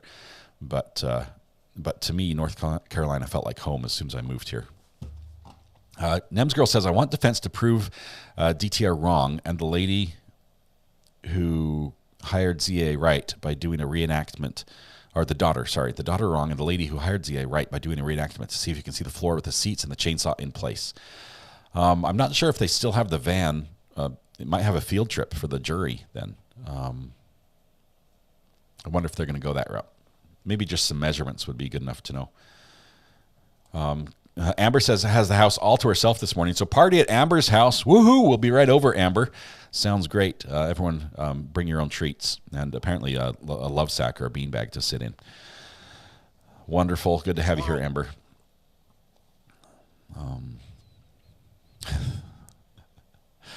I'm betting someone got sent out of court sometime today. Something's going to happen. You realize that once defense starts, there's a good chance they're going to call the district attorney as a witness. He's on their list. It's going to be crazy. They're going to call him as a witness just because they can, just because he's under oath and he has to answer questions. And I think that she'll do it just to spite him. Because they can, and the drama and the possibility it will bring and the trouble that she might be able to uncover. She's gone into every other dark crevice to try to see if there's a ray of hope for her defendant, and why would she skip that one? Has he been charged with the cultivation of the weed? William, we know he has several drug charges that have been filed against him, but they have not worked their way through the system. So he has not been convicted of any crime regarding drugs at this point. I'm totally tossed my bingo card. I'm on a Rolodex now. You need more spaces for things that's going to happen. Someone's phone is going to get taken away today, obviously. That's going to happen. I wish it were the judges. If we can put a vote for that, that would be awesome. Or at least have a witness. I would have loved it if the daughter, in her spicy moment, when she was sort of mouthing off a little bit, but also sort of not mouthing off, in her spicy moment, if she had just come in and said, why do you have your phone? Or what's that sound? Or why is that ringer on? Whose phone is on? Or just pointed out that the judge has a double standard. That would have been fun for me. Thorium? Australia has the largest deposit of thorium. I believe that's a rare earth metal, right? Rare minerals, very important in a lot of our electronic devices that make the internet happen. Sarah Bailey says, am I the only one that thinks it's weird the attorneys stay seated while questioning a witness? Sarah, we've seen this a couple times. They're down in Texas when I think we were in Bexar County for this one, for the Border Patrol trial. I can't remember his name off the top of my head, but the Border Patrol agent who murdered a couple women. In that trial, the attorneys have to stay seated. It's a requirement that they stay seated during the questioning. We're so used to watching TV shows where, Perry Mason or Matlock, where we're watching an attorney get up and pace the courtroom as he's making a dramatic presentation, and that seems normal to us. But there are many, many courts where the judge says, hey, that's your place, stay there. If you want to get up, you ask me permission. If you want to come if you want to come up and approach the witness, you ask me permission. And this is one of those courts where it's not as tight as we saw in Texas. They seem to be able to get up and move if needed without asking permission. But other than that, it's just how they do it. And as we go from state to state, we see some of those different things popping out. Let's see. Bring the jury. Appreciate the keeping the all caps to a minimum. That helps. It helps us not feel shouted at sometimes. Judge is here, waiting for audio.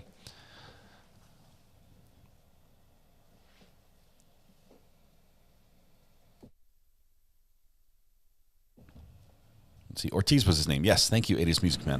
David Ortiz. Juan David Ortiz. Mr. Purcell is out of the room at this moment. And everybody ready? I wanted to briefly just indicate that optimistically, if the state finishes its last remaining witness, Detective Correa, today, one more. Nice. And I say that with determined optimism, then the defense has indicated to us that a early couple of witnesses for them would be a recall of Mr. Marquand Washington and then a different inmate from the jail system named Nicholas McAtee. Mr. McAtee is represented by Anik Ahmad. I have shared some information today with the defense that I am hopeful will, and I believe that both sides are interested in Mr. Ahmad being present or at least having consulted Mr. McAtee before he were to take the stand. So I don't know how that would normally be accomplished, whether Let the judge figure it out. Who would try to cause him to be here when it is a defense witness. But I believe that there's enough difference in what has been in the information that's been presented by various parties that certainly his counsel should in some way be involved in discussions with him. So if the court wanted me to contact Aniq Ahmad and give him a particular time, I could do that. He indicated to me he had matters in Milwaukee this afternoon, but if needed would reschedule. Again, I'm not sure if he'll start today, but I think the materials have been turned over, and I don't know if typically the court clerk would contact him or if the defense has an obligation to do that. I just am not sure the protocol here. Is this gentleman on sentence or he is held? He's being held on a federal detainer. So he's been sentenced to prison here in Kenosha, and yet he will not be sent to prison until his federal case, which is a separate and distinct case, is resolved. So his attorney is currently representing him on the federal case. No one dares go in the courtroom because after yesterday. Is there any kind of an agreement or anything like that, or no? As was the case with Mr. Washington, no. No, not at all. Is he going to be questioned? Anything with relation to his state or federal charges? I intend to impeach him. I assume the defense would start to try to insulate as best they could, but I don't want to speak for them. But I intend to impeach him by asking him questions about his pending federal case. Yes, and his most recent case here in Kenosha has a high degree of deception in it. So a case he was just sentenced on here in Kenosha involves him having made arrangements through the jail to have drugs delivered in the jail, and then when caught at that, recruiting a different inmate and continuing a similar operation with a different inmate, continuing the deception after being apprehended. So, so there are certainly issues of impeachment that I believe are going to be logical and would be allowed to cover. Again, Mr. Ahmad is aware that the defense intends to call him, so his attorney is aware of that. When I spoke to Mr. Ahmad today, and I think this is just an oversight by the defense, so I'm in no way trying to cast aspersion, but Mr. Ahmad indicated that the hey Cody, investigator check to see if you have another window open, playing another channel at the same time. Has not been something he, as counsel for Mr. McAtee, has received. So I'm causing that investigator report only sending to out be one, emailed to Mr. Ahmad this morning. Feed. And I have a summary of, and this is just a prosecutor's summary of a number of jail calls of Mr. McAtee, which, again, this is just the prosecutor's opinion, but I think expose him to potential liability, depending on whether he says the same things that are in the investigator report. And so I've also sent that to Mr. Ahmad.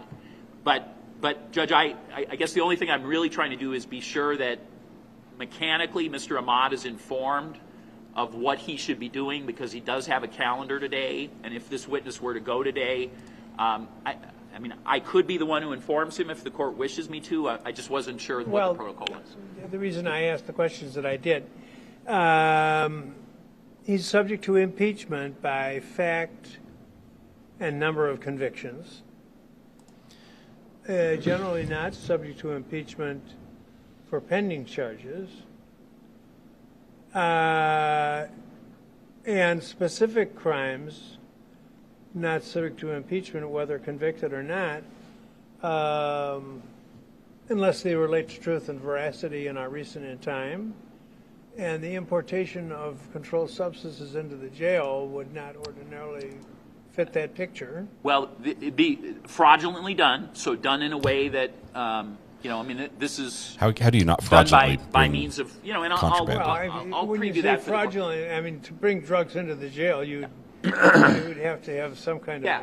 It's not hidden under his arm or something like that. It's done through a deceptive practice, is what I'm suggesting. They're all deceptive practices. That's how they bring them in. I understand. My point was, all this relates to whether we're going to break stride just a little bit, in order to accommodate Mr.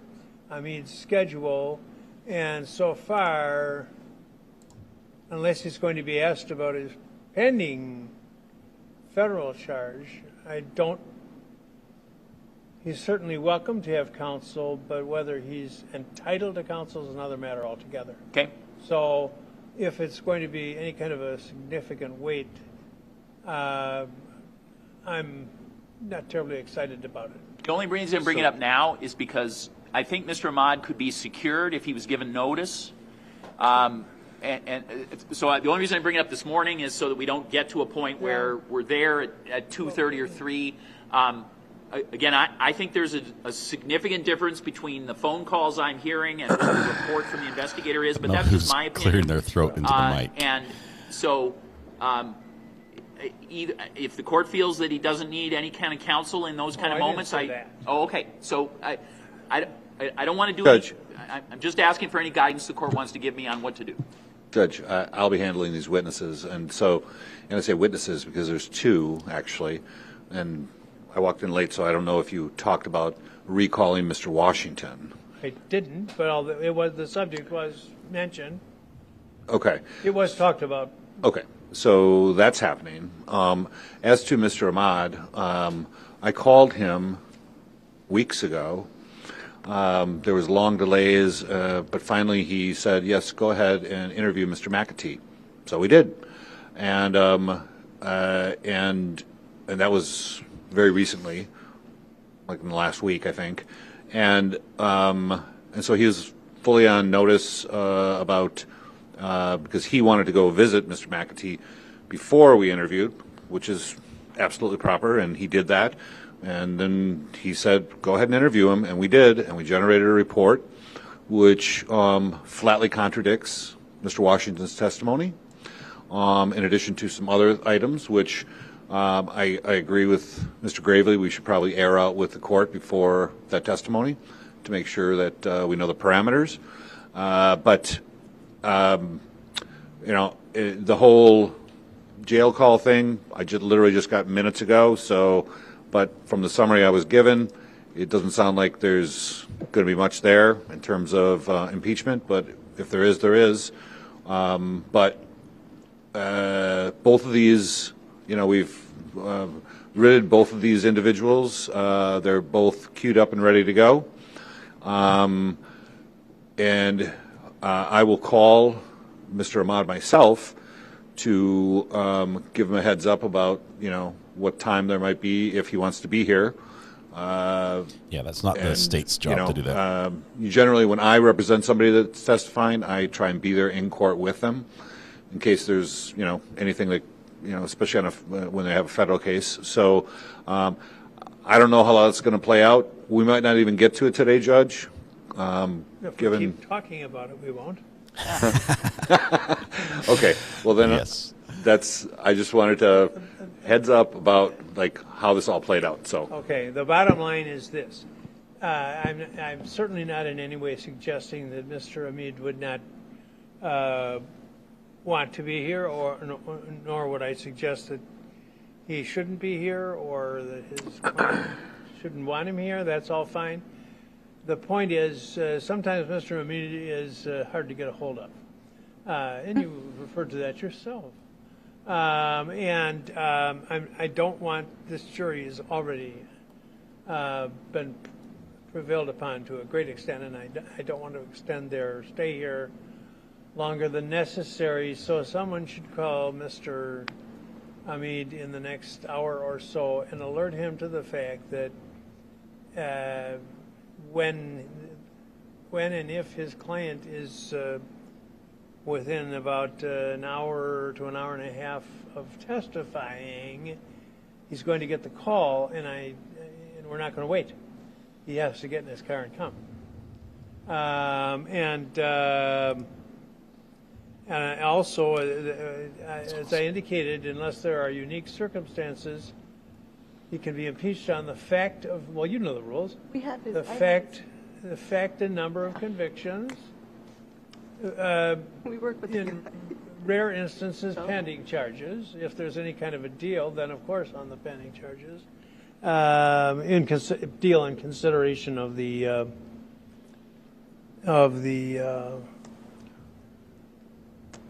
of any testimony, which I assume is not the case. And then under 90608 for specific instances, if probative of truth and veracity, and the mere attempt or accomplishment of importation of drugs into the jail would ordinarily not suggest deceptiveness, but you might be right because you know about it and I don't. So, but unless it fits into the category of being probative of honesty or dishonesty and not remote in time, then that's not a subject of impeachment. So. And if I could, Judge, if there's something in the possession of the state regarding whatever truth, veracity regarding this jail drug thing, we don't have that, and we would like that, obviously, as soon as possible if they intend to try and use that. Yeah, I'm talking about the criminal complaint and so forth, but I'll provide any of those pieces of information to the defense, certainly. Okay.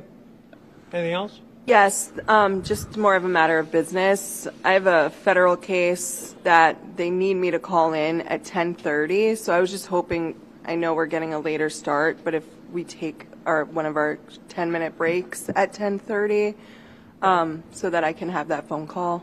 That should not be a problem. Thank you. All right, anything else? No, we're ready. I believe so. Okay. When the federal date was set was that was before this trial started? It was before this trial, and okay. The trial's say being... anything more. Yeah. There are some people in all ranks of the judiciary, but federal judges are more susceptible to the temptation of thinking they can just make you appear before them. Yeah. Even though you have other matters, and very British. No, and we were awesome. supposed to be set for trial, and so it's getting adjourned because of this going late. That's fine. Yeah. Okay. No problem at all. And Judge, the court will recall Ms. Krazarek is going to do the electronic stuff that we're doing through Detective Korea, and then I'm going to take over.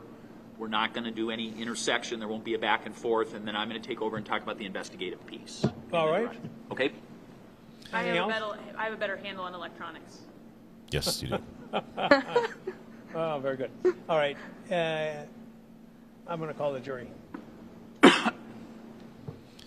And when he calls the jury, he literally calls the jury.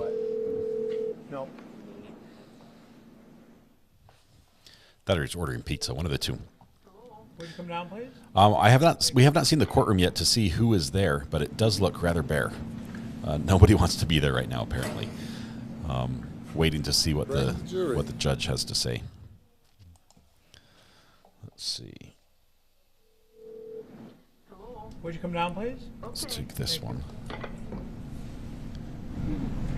Nope, we're going to go back to this one. In my top drawer of the credenza. Oh, Mike. There are numbered files. 1, 2, 3, 4, 5. Would you bring in? Oh, man. They cut it. In the top drawer of my credenza, there are numbered files. We're going to wait for just a second while we wait for the signal to come back from the courtroom as the jury's showing up. Jury should get free step counters from this trial. They're definitely getting fit walking up and down the stairs. I think the family of ZA was James their own there. James Peacock just sent a super sticker with 1.99. James, you were the one who sent the super sticker or the super chat, I believe, at the end of the last live stream, and you just barely missed it by seconds.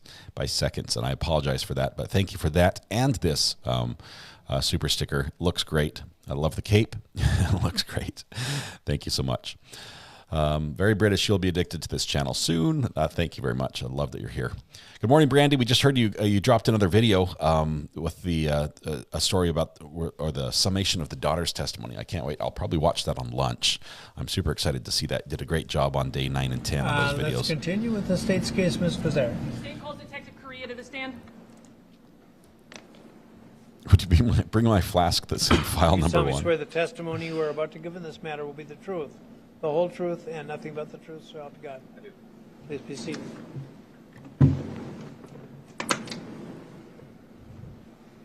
Detective, can you please state your name for the record and spell it? Vicente Correa, Vicente, last name Correa. And how are you currently employed? The City of Kenosha Police Department. And how long have you been a police officer with the Kenosha Police Department? I was hired in January of 2001. Did we see him before? What is your current rank at this time? I am a detective assigned to the General Assignment Division. And back on May 19th of 2020, were you also a detective at that time? Yes. And on that day, do you recall being assigned a case of a missing person of Mr. Gutierrez Jr.? Yes. And were you in conjunction with other detectives? Were you one of the lead detectives on this case? Yes. And as part of your role as one of the lead detectives, were you responsible for reviewing a lot of the documents, downloads, video that came in as part of this case? Brandy Churchwell is the catch-up And were place. you in conjunction with other law one of the enforcement mods responsible link for Brandy's sending out channel warrants and for subpoenas Candace? for all those records to be collected before you reviewed them? I did, as well as others. Yeah.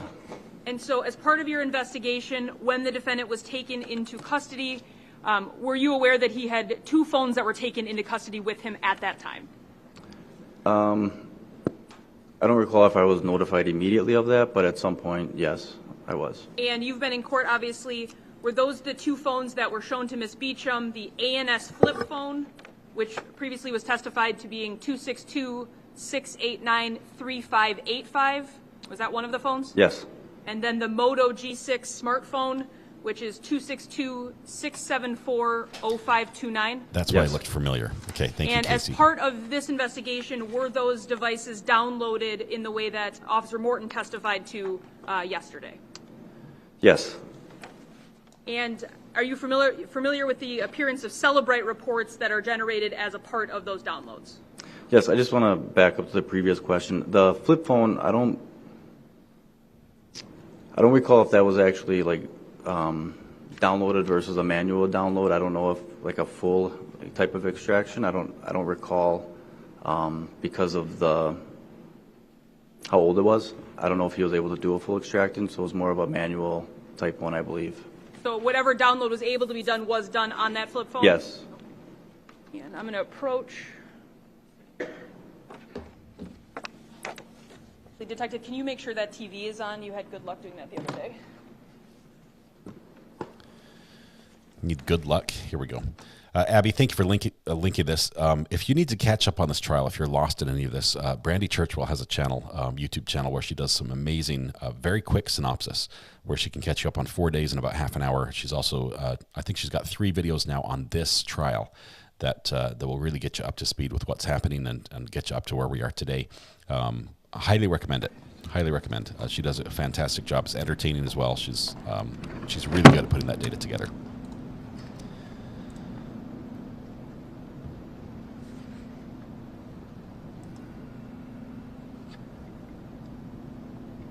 Detective, I'm showing you it's been marked as States Exhibit 315, which is a page from the Celebrate download of the ANS phone. Let me zoom in for a second. At the end of the day, the clerk got removed from the courtroom for the rest of court, is my understanding, because they're on the witness list now.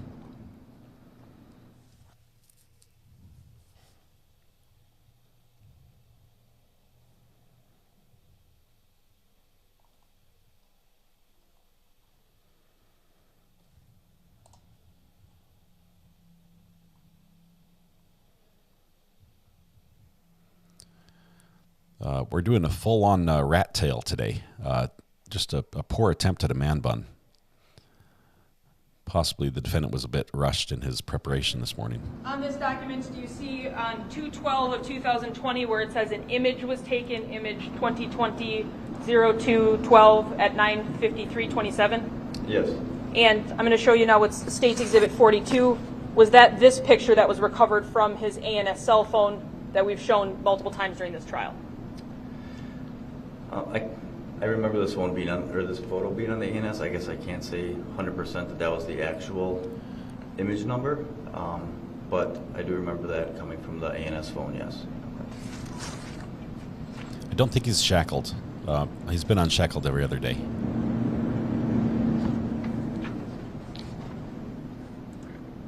Thank Thank you, Matthew Harris. This is going to trend.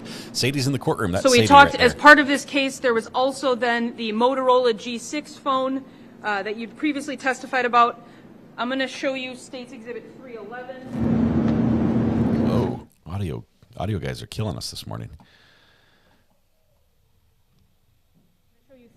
State's Exhibit 311, which is a Celebrate report from that phone showing that Motorola G6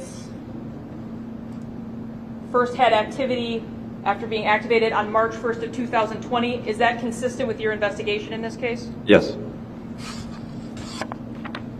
So prior to March 1st of 2020, this phone did not have service to it at that point, correct? Not that I'm aware of.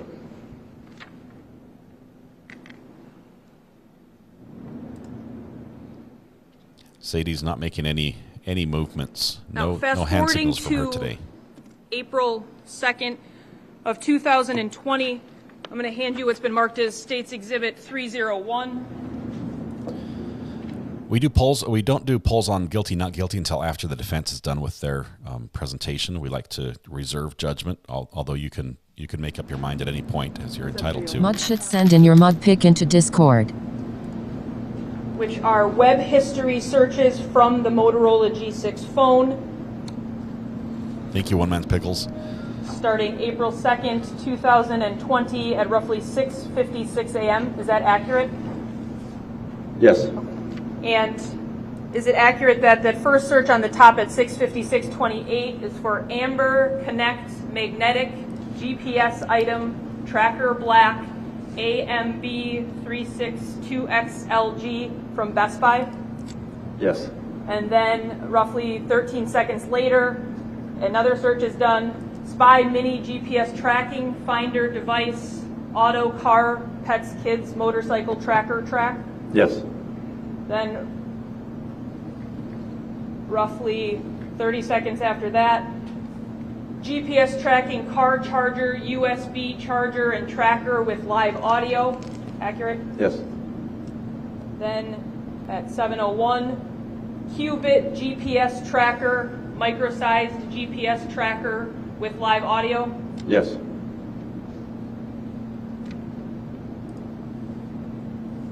Then another Qubit GPS tracker quarter JPEG, so picture. Yes. Then back to the Qubit GPS tracker, micro-sized GPS tracker with live audio. Yes.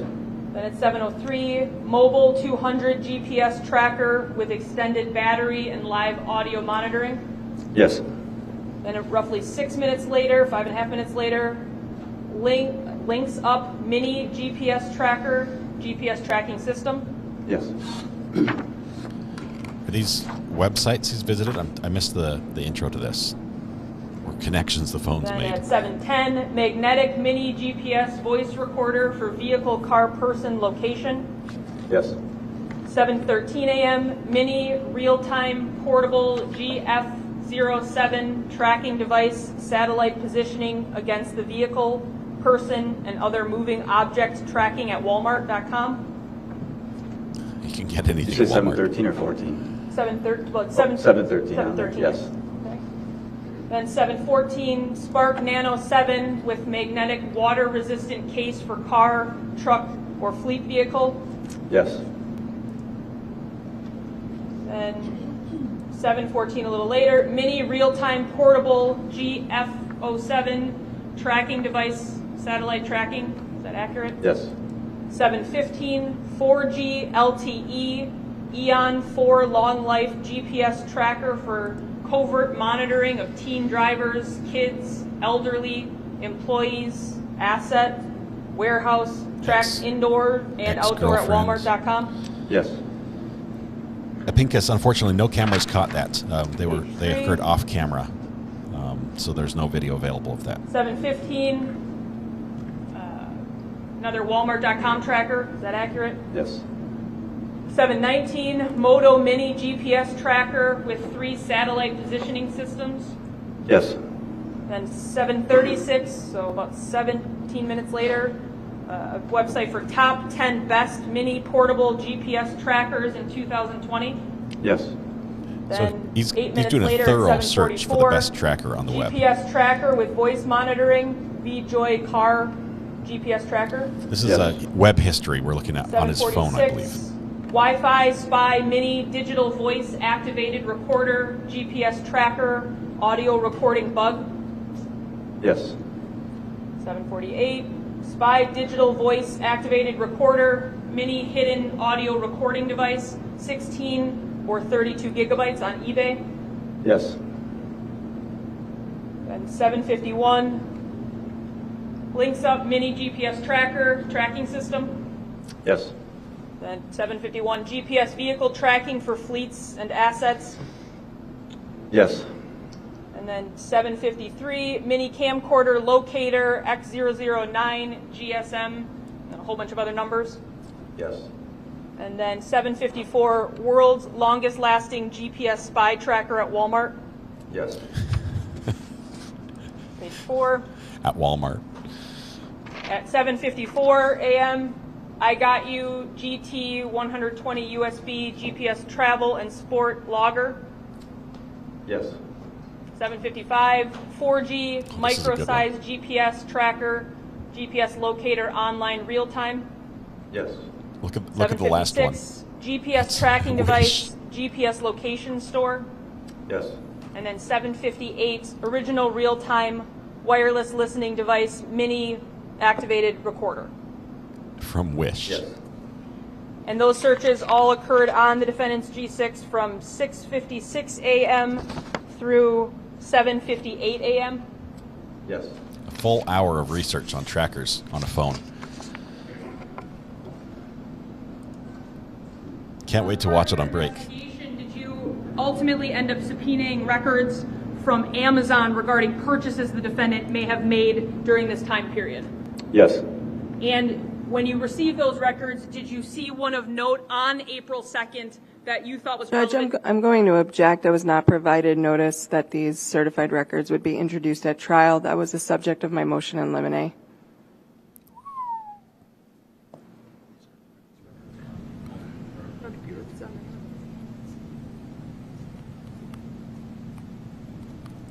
The order from Wish is still wouldn't have arrived yet. So these are records subpoenaed from Amazon. Right. He's going to testify to the contents of the records that he subpoenaed from Amazon. And I'm objecting because there's no way to authenticate these documents without certification and pursuant to the statute, and I can pull it up from my motion in limine, but it notes that if a party is intending on using certified records at a trial, that they're required to provide written notice of that, and not received written notice that they intended to use these records. As the court's aware, she is so the smart. amount of Did you want to respond? First of all, we believe we did give them notice, so we're checking that now from the prior time. But again, Judge, the court has had me read this stipulation a couple of times. These are the objection she's raised is authentication. Right, and we're indicating that foundation and authentication are one and the same in terms of a stipulation like this, to indicate that there's a separate entity. If you stipulate and say the foundational requirements to have various sets of records are stipulated to, one of those would be, in some cases, authentication or certification, right? I don't know. We're indicating that. I never had the issue before. If I may, though. Hold on, Judge, we have a document. And Judge, in addition to that stipulation that was entered into by the parties, prior to obviously this trial on March 11th of 2022, there was a document filed, amended state's notice and intent to introduce certified records at trial, which listed U.S. Cellular, AT&T, all financial records, all Amazon records of the defendant's purchases, Microsoft Corporation emails records for the defendant's email address, Google email records for the defendant's email address, and there's two different email addresses we used, and then we added Verizon phone records for Mr. Gutierrez. So that is a document that was filed March 11th of 2022 with our notice of intent to use these certified documents. And it also referred to them to indicate to them that the certifications were in the discovery that has been provided, which was a large hard drive. I don't have that in my file for this particular trial, but The obviously it stands as being noticed, so I withdraw my objection.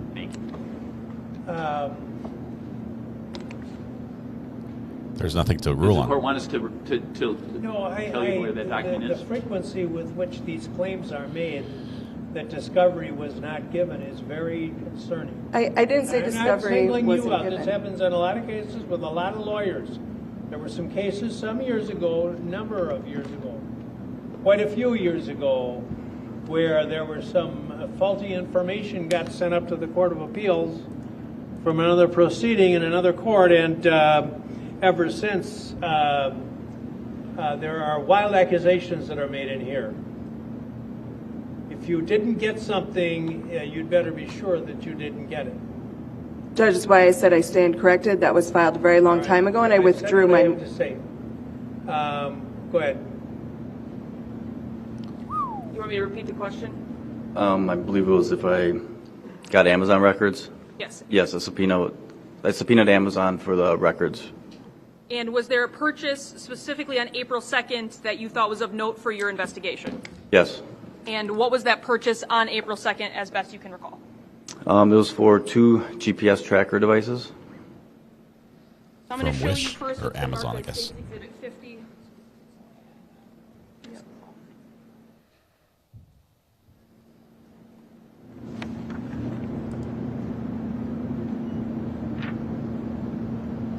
So first, on the first page of this, bear with me, I have to zoom out.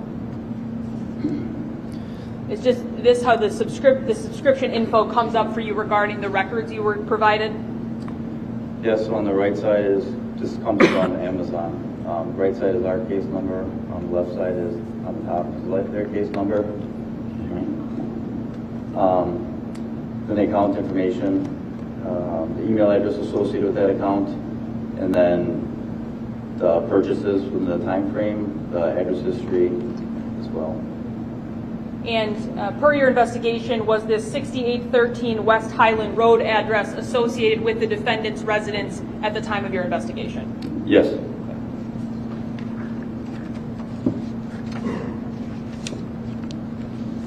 What was its email? What was the email address? I missed it. So I'm going to show you this next page regarding order history. Do you see the one on the bottom that says Order 114-9178-995-183-4630? Yes. And it has next to it quantity number 2? Yes. Does that then line up with the item description that's on this next page for that bottom one, titled Mini Real-Time GPS Tracker Car GPS Locator SMS/GSM/GPRS Network Tracker GSM Listening Device with Voice Activated Adapter? Yes. And then this next page of the document, does that then have just the price that was paid for those two things? Yes. Oh my goodness. And then for the order history on the bottom there, completed 4/2 of 2020, that's the ship date, correct? Yes. And it was being sent to that address in Mequon? Yes. Now, in terms of that piece of, or two tracking devices that were purchased on the defendant's Amazon and shipped to his residence, was that then consistent with what's on State's Exhibit 254, which was previously testified to by Ms. Beecham of what she found in the defendant's Amazon purchases? Yes. And this also indicates 2 devices? Yes, quantity 2 it says. And do you see the delivery estimate date for this? Yes. And what is that? Tuesday, April 21st, 2020 by 8 p.m.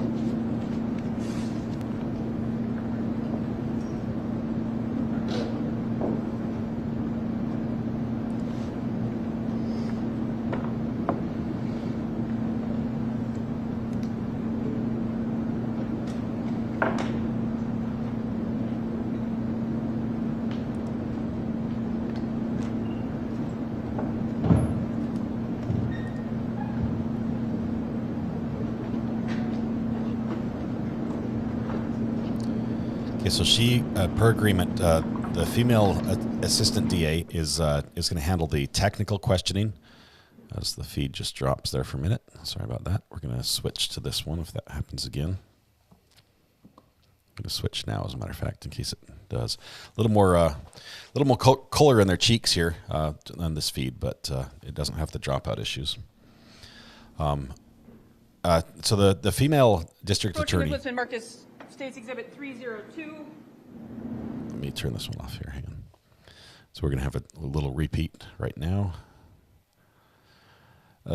She is questioning all the tech stuff, and then there's going to be a split, and then the DA is going to handle this other thing. And usually that's not allowed. Nicholas and Marcus, States Exhibit 302. Usually only one attorney will question each witness.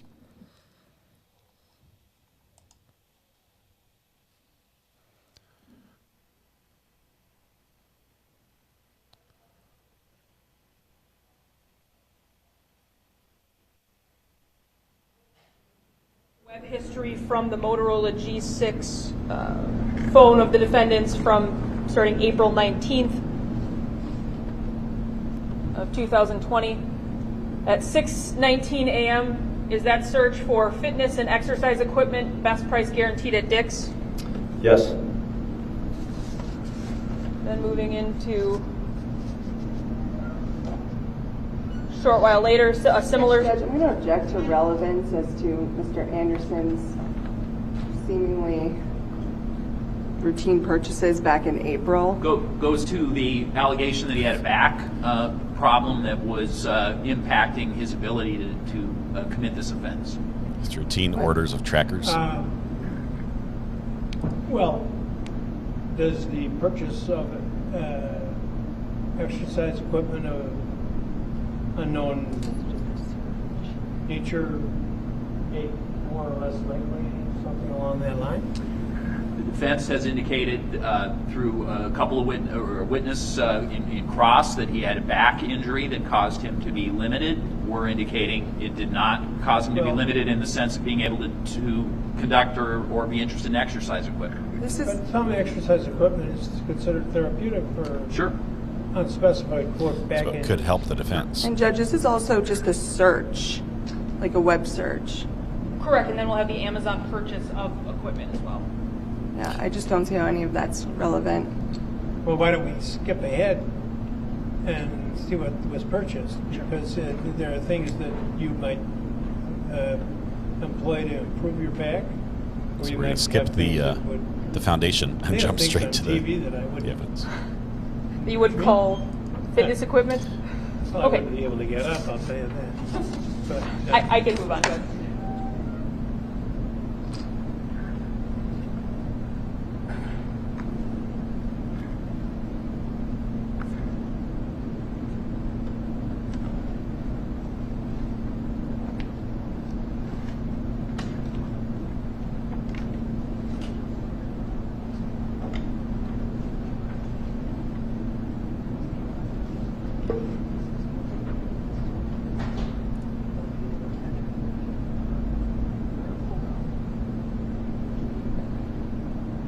Good luck, Cachette.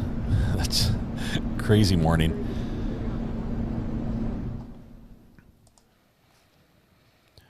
So I want to know if you got like a Bowflex or, it was like a exercise I'm showing bike. you again States Exhibit 50 regarding Amazon purchases. In your review of Amazon records, did you also notice an order the defendant placed? Judge, I'm also going to argue for this order as it being not relevant and speculative as far as why it was purchased, for whom it was purchased. The DA's throwing his arms up. Well, I think that it's something you can tackle with your cross. Yeah, this is an item for cross for sure. To the extent of the officer's knowledge. If it's a rowing machine, he's out. Inversion table. So as part of your search on Amazon, did you note a different order that had occurred? And I'm just going to read the order number so we can get on screen. 114-46943 393-4347465 for a quantity of 1. Is that accurate? Yes. I'm sorry, counsel, we don't know what date at this point. Right, I'm working there. Okay. He just objected to his assistant DA. Well, not really objected, but interrupted her. On that second level, was it for a yes for all double D row handle cable attachment, non-slip handle, and 360 steel swivel optional? Yes. It's a rowing machine. That's like a back killer.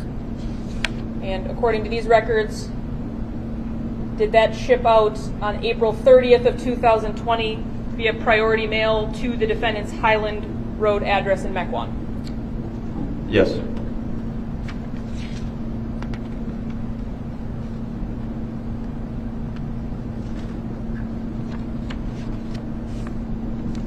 And I'm now showing you what's been marked as State's Exhibit 318.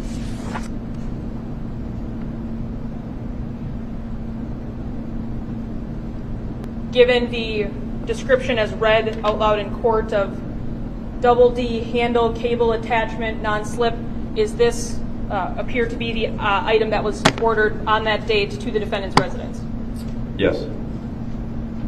Okay, but we need the rest of the machine. Zach is not happy about this.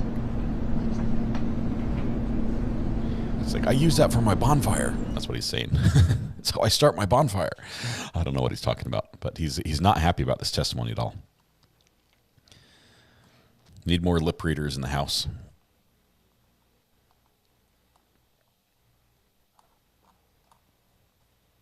He's having a meltdown. He's pretty frustrated. Maybe he's mad because his peeps aren't in the court today.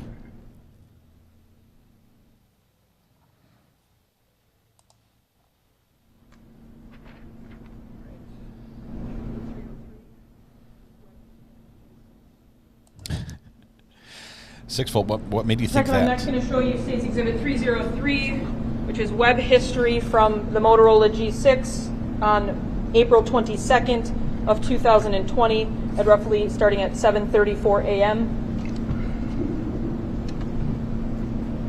At that time, does it appear the G6 is on searching Facebook? Yes. And jumping down to this one here of 7:34 a.m., do you see where it says Reef Point Resort Facebook search? Yes. And was that a location that, as part of your investigation, became a place you were familiar with being associated with any particular person in this case? Yes, it was a location where Sadie Beecham would visit or would go to. So, moving on to the next Sadie page. Quickly. What should you think about this? 4:22 at 7:35 a.m. Is that again a search for the Reef Point Resort Facebook search?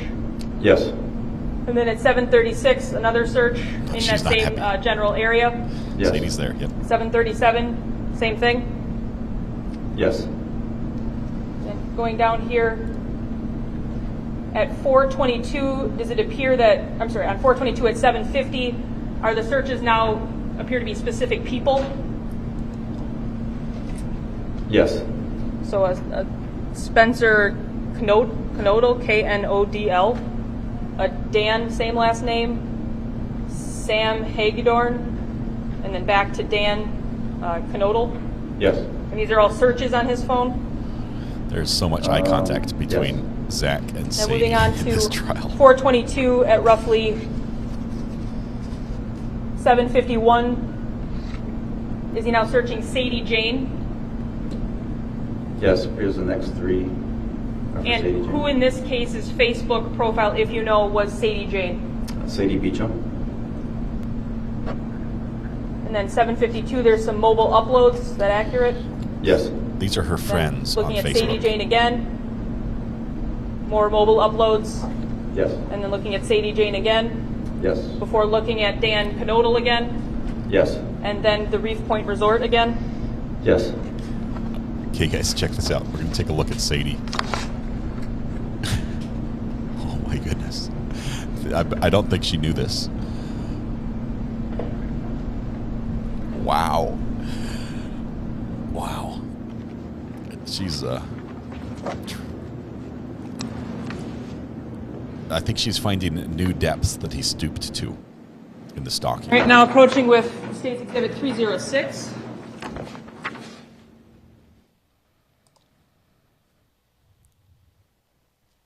Download from the Motorola G6 phone regarding installed applications. On 4/22 at roughly 4:15 p.m., installed on the G6, is there something called voice recorder? Yes. And on April 30th of 20 at 2:48 p.m., is there a installed application for Google Find My Device? Yes. Why was the fact that a voice recorder had been installed on this phone relevant to your investigation? There were accusations made by Ms. Beecham that she felt as though Mr. Anderson was listening in on her conversations, knowing what she was talking about, and tracking her as well. And why was the fact that Google Find My Device, why was that relevant to your investigation for finding it on the Motorola G6? There was a point where Ms. Beecham indicated that she had felt as though she was being tracked down to Kenosha. And ultimately, were Google Find My Device snippets found on the MSI laptop? Yes. And this was downloaded April 30th, that's accurate? Yes. And this phone had been activated March 1st? Yes. Sadie is the woman in the green shirt. She's the girlfriend of the victim and the ex-girlfriend of the defendant. So we're finding out that the defendant was searching for her Facebook profile, looking up friends on her Facebook profile, and possibly installing a tracker on her car and also a voice recorder and phone tracker on his phone that he dropped accidentally under the child's car seat in her car. Yep, they're looking at each other. This is interesting. Investigation, did the evening of April 24th into the early morning hours of April 25th become relevant to portions of your investigation? Yes. And why was that? During interviews with Sadie, as well as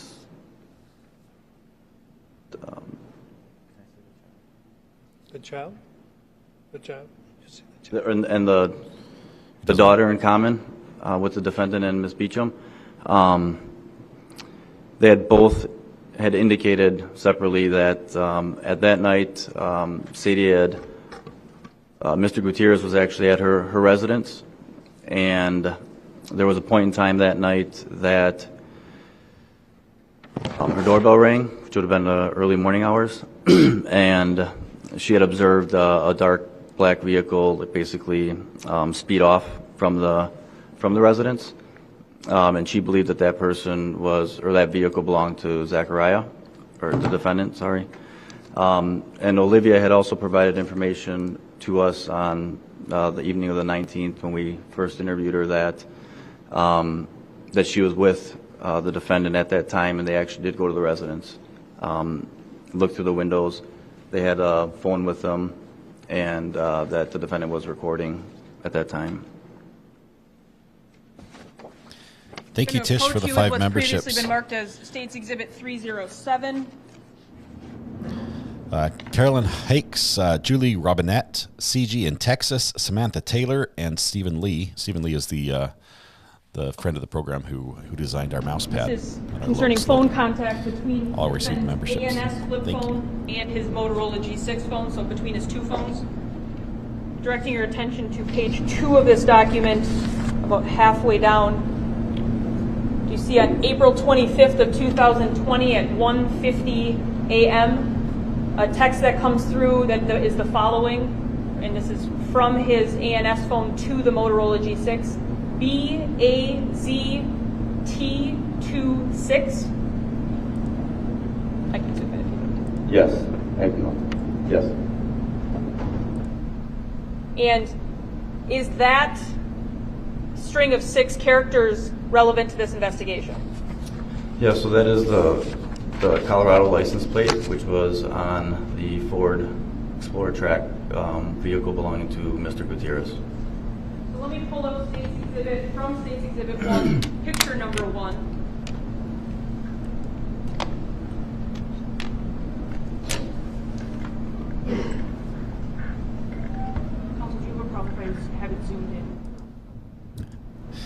I think we can accept. I think everybody pretty much accepts he's guilty of stalking at this point.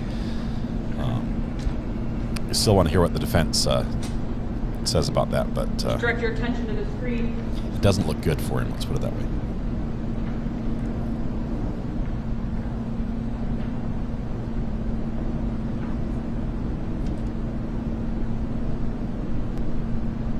Is that Mr. Gutierrez's truck? Yes.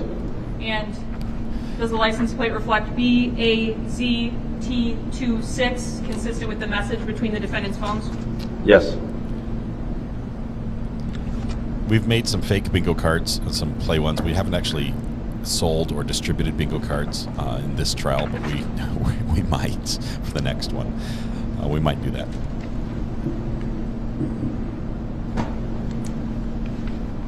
Maybe make a download. And I'm going to approach digital download for you. State's Exhibit 304.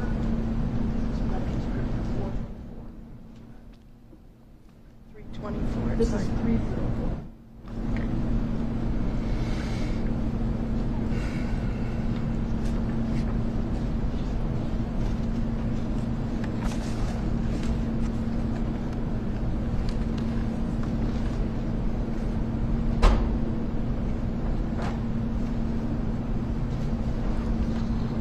Just looking at starting April 24th in the afternoon, are there a number of different searches on the defendant's Motorola G6 for the Find My Device tool that we've previously talked about?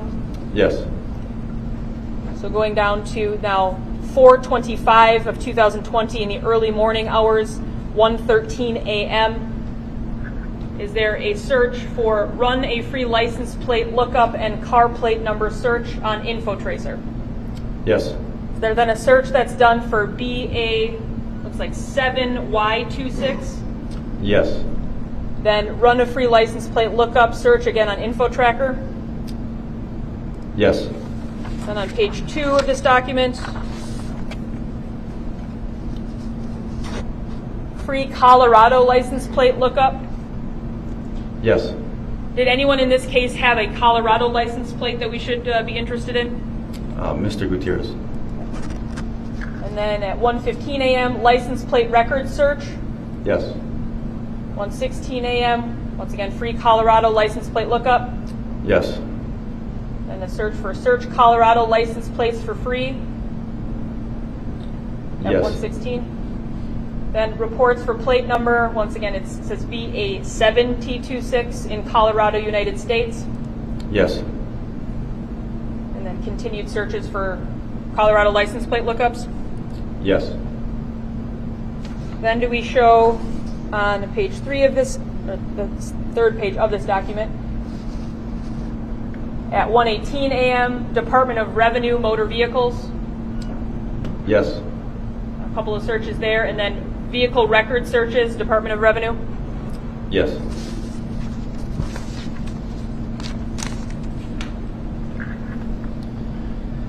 Doing some pretty thorough background searches on his ex's love interests.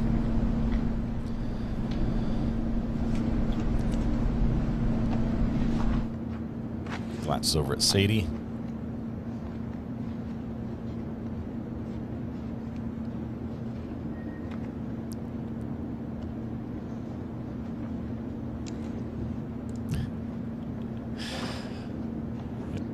Somebody's done background searches before.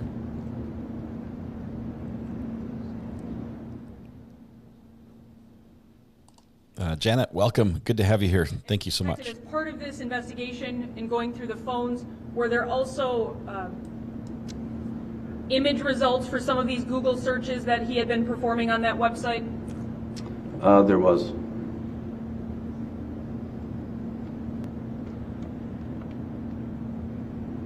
So I'm first going to show you what's on State's Exhibit 1, number 338.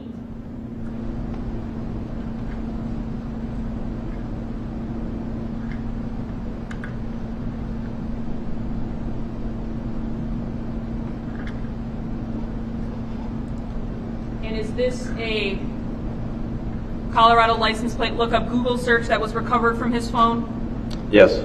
From the early morning hours of April 25th? Yes. I'm going to show you on the same State's Exhibit, number 339.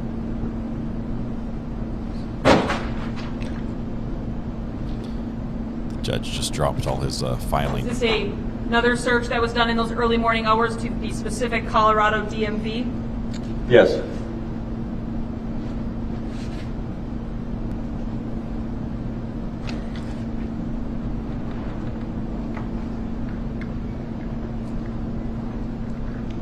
I think we're talking May 17th is the murder date, at least the alleged date. Obviously, there's no body. Several people have pointed out there's no body, so no crime. But someone was deprived of a lot of their blood on that date, and so that's the incident that we're referring to.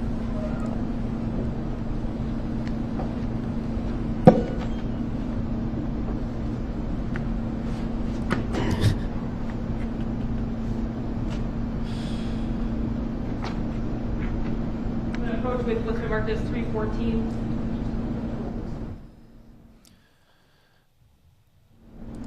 Good morning, Laura. Good to have you here this morning. Showing us we marked 314, which is another Google search recovered from that G6.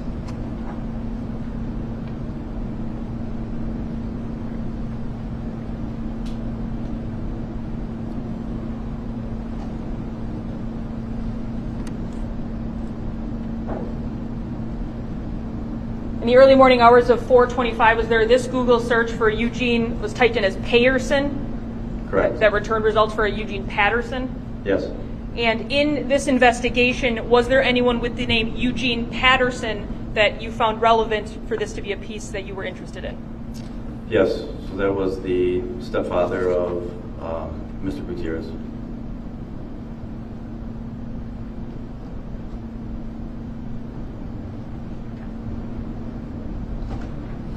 It's an interesting angle, Cheryl. I wonder if they do introduce that.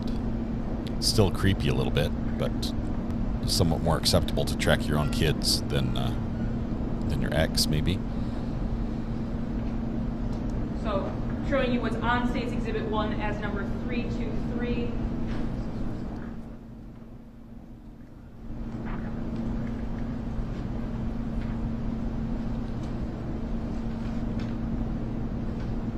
Was that search for that name relevant given this document?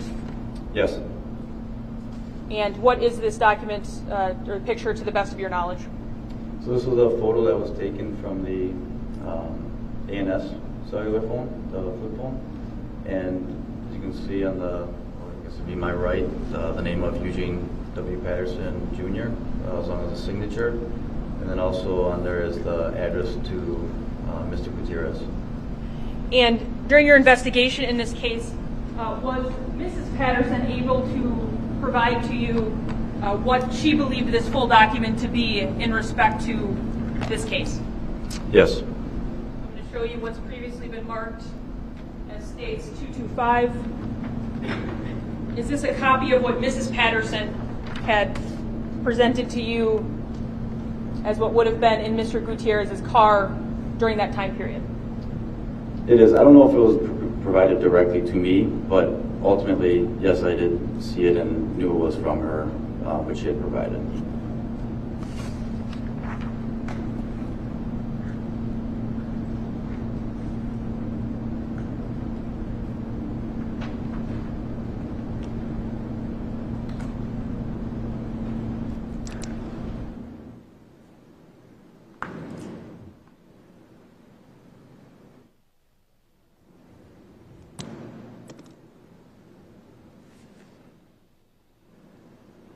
Now I'm approaching you with what's been marked as States 308.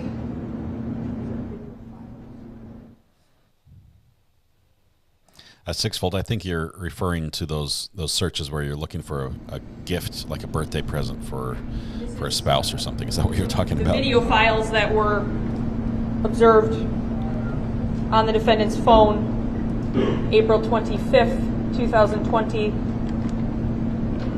Is that accurate to the best of your knowledge of what this document is? The one difference, Tabitha, is that he's actually charged with stalking in this case. And the bottom 4 have been deleted. Is that accurate?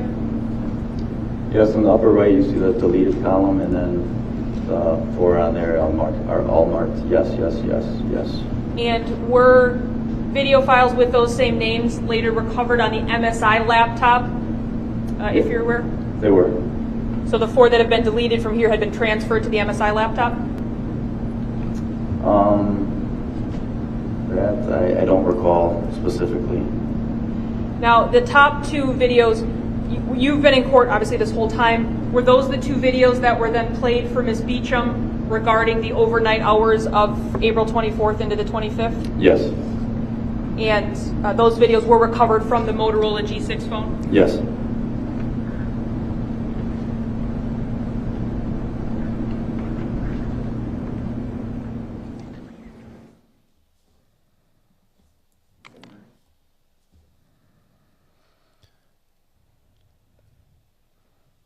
I think I might be reading this a little early, but I think Sadie is completely over Zach. Completely. She's done with him. She will not. Now, I'm going to approach you with what was previously marked as defense. I'm sorry, which is marked as Defense Exhibit 297.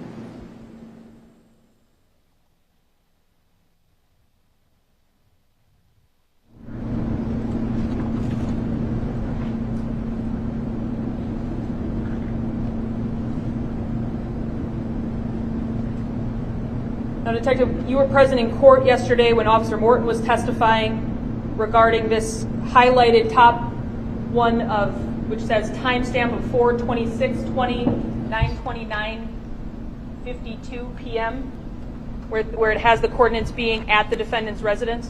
Yes. And obviously there's no end time to this. Is that pretty clear there? Yes.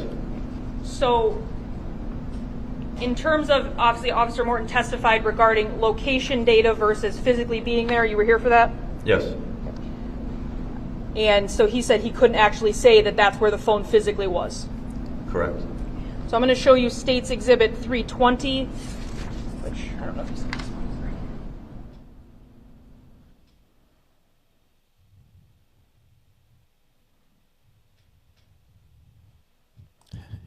Army Mom, you might need a new phone if you Googled where's the murder aisle in Walmart. It's time to get a new phone. Maybe change carriers. But it's out there. All you can do, you can't hide from it now. All you can do is run.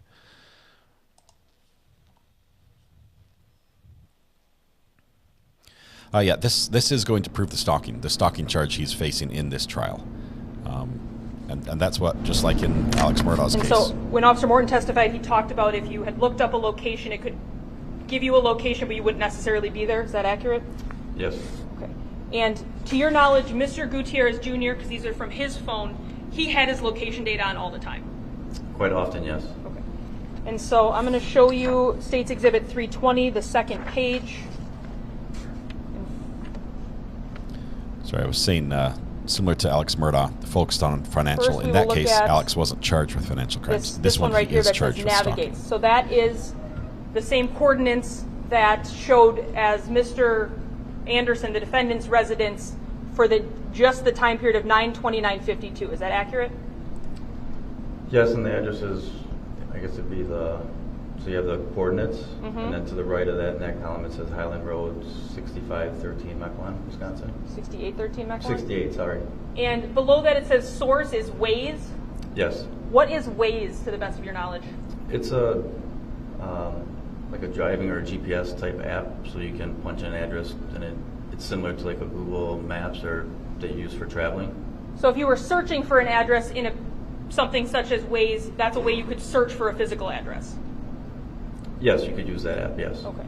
And so I'm going to direct your attention to the column below that, which gives a different set of coordinates than the one above it. Instead of 43, it's 42, and then it's slightly different in the negative 87 point whatever. As part of your investigation, did you run what those coordinates were, the one below that, which the time says it starts at on 4/26/20 at roughly 6:55 p.m.?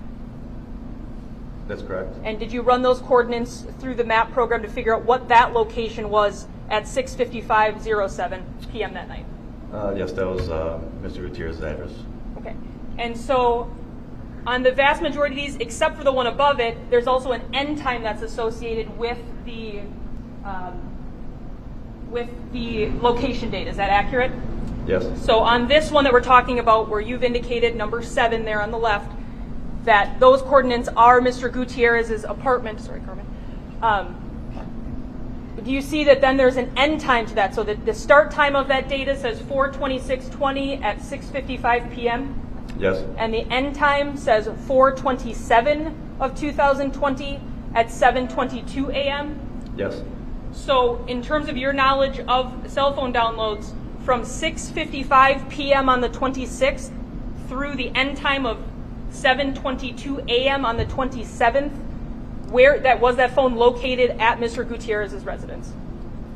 Based on what it says there, the source is the iOS locations, which is the operating system of that cell phone, versus the source in the Waze, which is the app. I believe that the iOS location data shows that it's at the house during that time, yes. And when you say iOS location data, is that the operating system on an iPhone? Yes. And so is that the same data that's being used for all these other ones, where it gives a start time and an end time of the location data? At least the ones we can see on the screen? Yes. So based on that, Mr. Gutierrez's phone was at his home the night of the 26th to the morning of the 27th? The phone. And now, obviously, you found that same address that we've just talked about, Mr. Anderson's address, in Mr. Gutierrez's phone in that way. So did you do any investigative steps in addition to figuring out that Mr. Gutierrez's physical phone was at his home to try to figure out if there was any way these two could have interacted? During that time frame, I also looked at the ANS phone as well as the Moto G6 phone that we're calling here to find their location areas. And in doing that and putting them in, it appeared as though the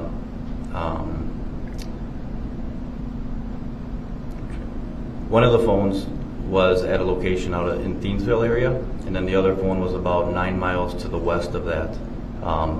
And ultimately, during that time frame, the phones come back together in the Thiensville area, and then that's where they remain. So at no point did I was able to see that either of the phones associated with the defendant were actually at the same location or on the address when Mr. Gutierrez's phone indicated that that might be an address or location where he was at. And who in this case was living in the Thiensville area, if you can recall? Ms. Renberg. And Christine Renberg. And who was that in relation to this case, since it's been a while since we heard from her? The girlfriend of the defendant at the time. So even independently of the iOS data saying Mr. Gutierrez was home, you were able to figure out in your programs that the defendant's 2 cell phones were not home that night? In the Mequon area? Yes.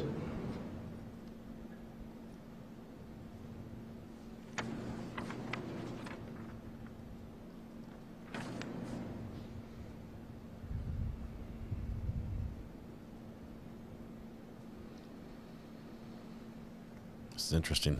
I'm waiting for the last of this. Then obviously I want to hear how the defense handles this information. I guess there's 2 sides to having a tracker. One of them shows part where of your you went with it. investigation, were you aware of allegations Ms. Beecham had made regarding a phone being planted in her vehicle on May 8th of 2020? Yes. And in general, what were you aware of were the nature of those allegations? She had thought that she was being tracked down to Mr. Gutierrez's residence that night. I'm approaching you with what's been marked as State's Exhibit 305. We don't have any indication that the defense is using a self-defense defense as their argument here. This is web search history for that Motorola G6. Sorry. Judge, I just have to step out to make that phone call. Yes, let's take our break at this point. Please don't talk about the case during the break. Read, watch, or listen to any account of the trial. 10 to 12 minutes, 10 to 15 minutes. Okay, we're going to have a quick break. This break is for Nicole to run out to call into a federal case that she's a part of. That case actually got pushed because of this case taking longer, but she does have to call in. It'll just be a few minutes, hopefully, while we wait for that.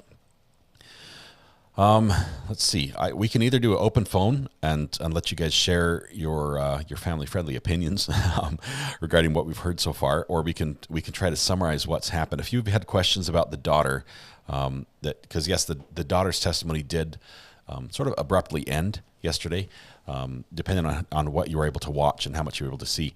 The daughter basically was questioned on cross-examination by Nicole to the point where she started getting very evasive in some answers, and it ultimately led up to a moment where she emotionally she broke down, and then I guess you could say just blurted out that she was threatened with the gun that she was being questioned about, which we thought, or the defense thought, would only involved some unrelated case owning an unregistered firearm in California.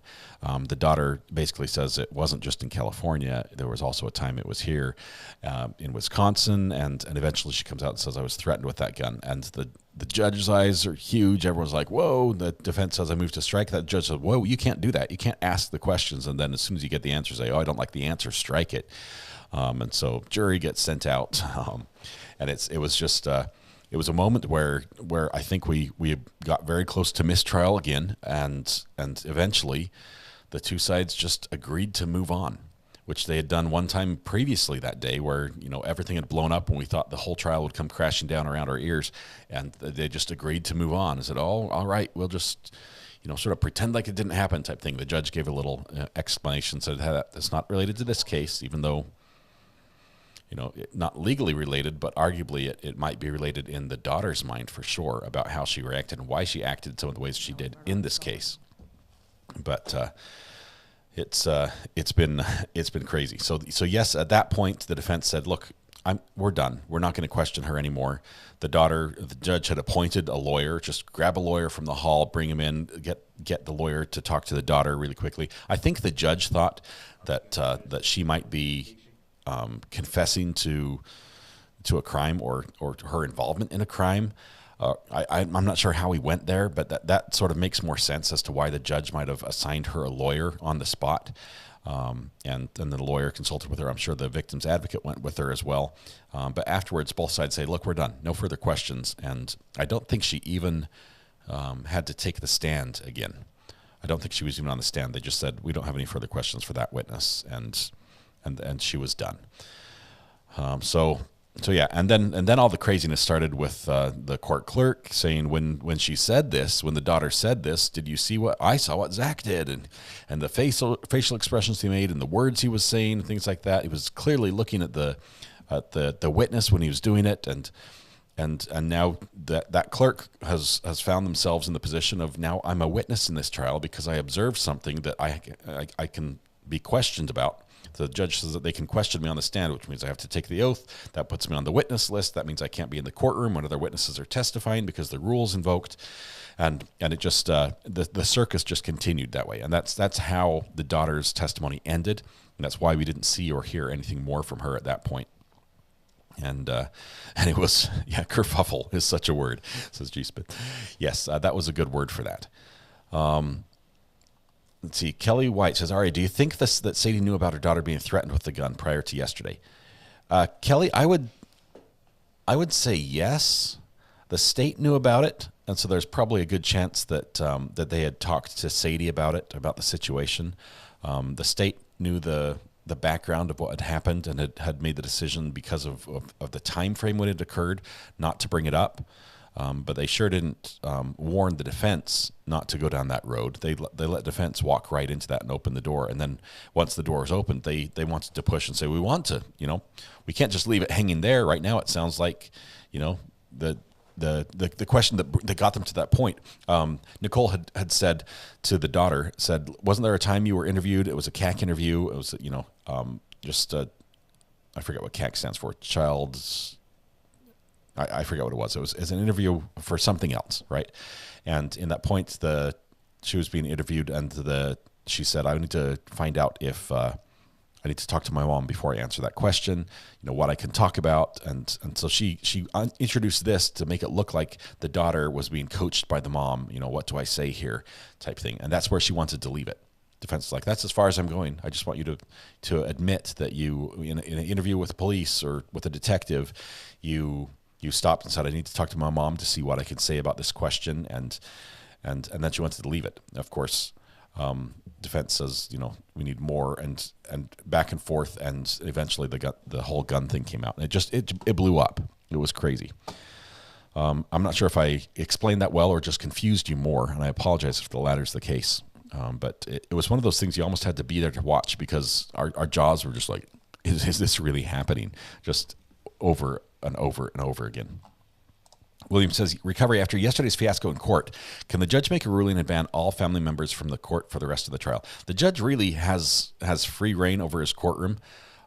He has to balance some things, and there's some rules that come into play. And so I would have to look at Wisconsin's specific rules regarding court. Generally, courts are open to the public. There's an underlying belief or theme that you'll find in all courts that being open to the public makes the process better, that the public has the right to see what is going on in this, even though a lot of the little things that happen in court are protected or maybe under seal, or there might be an order, a gag order or something like that.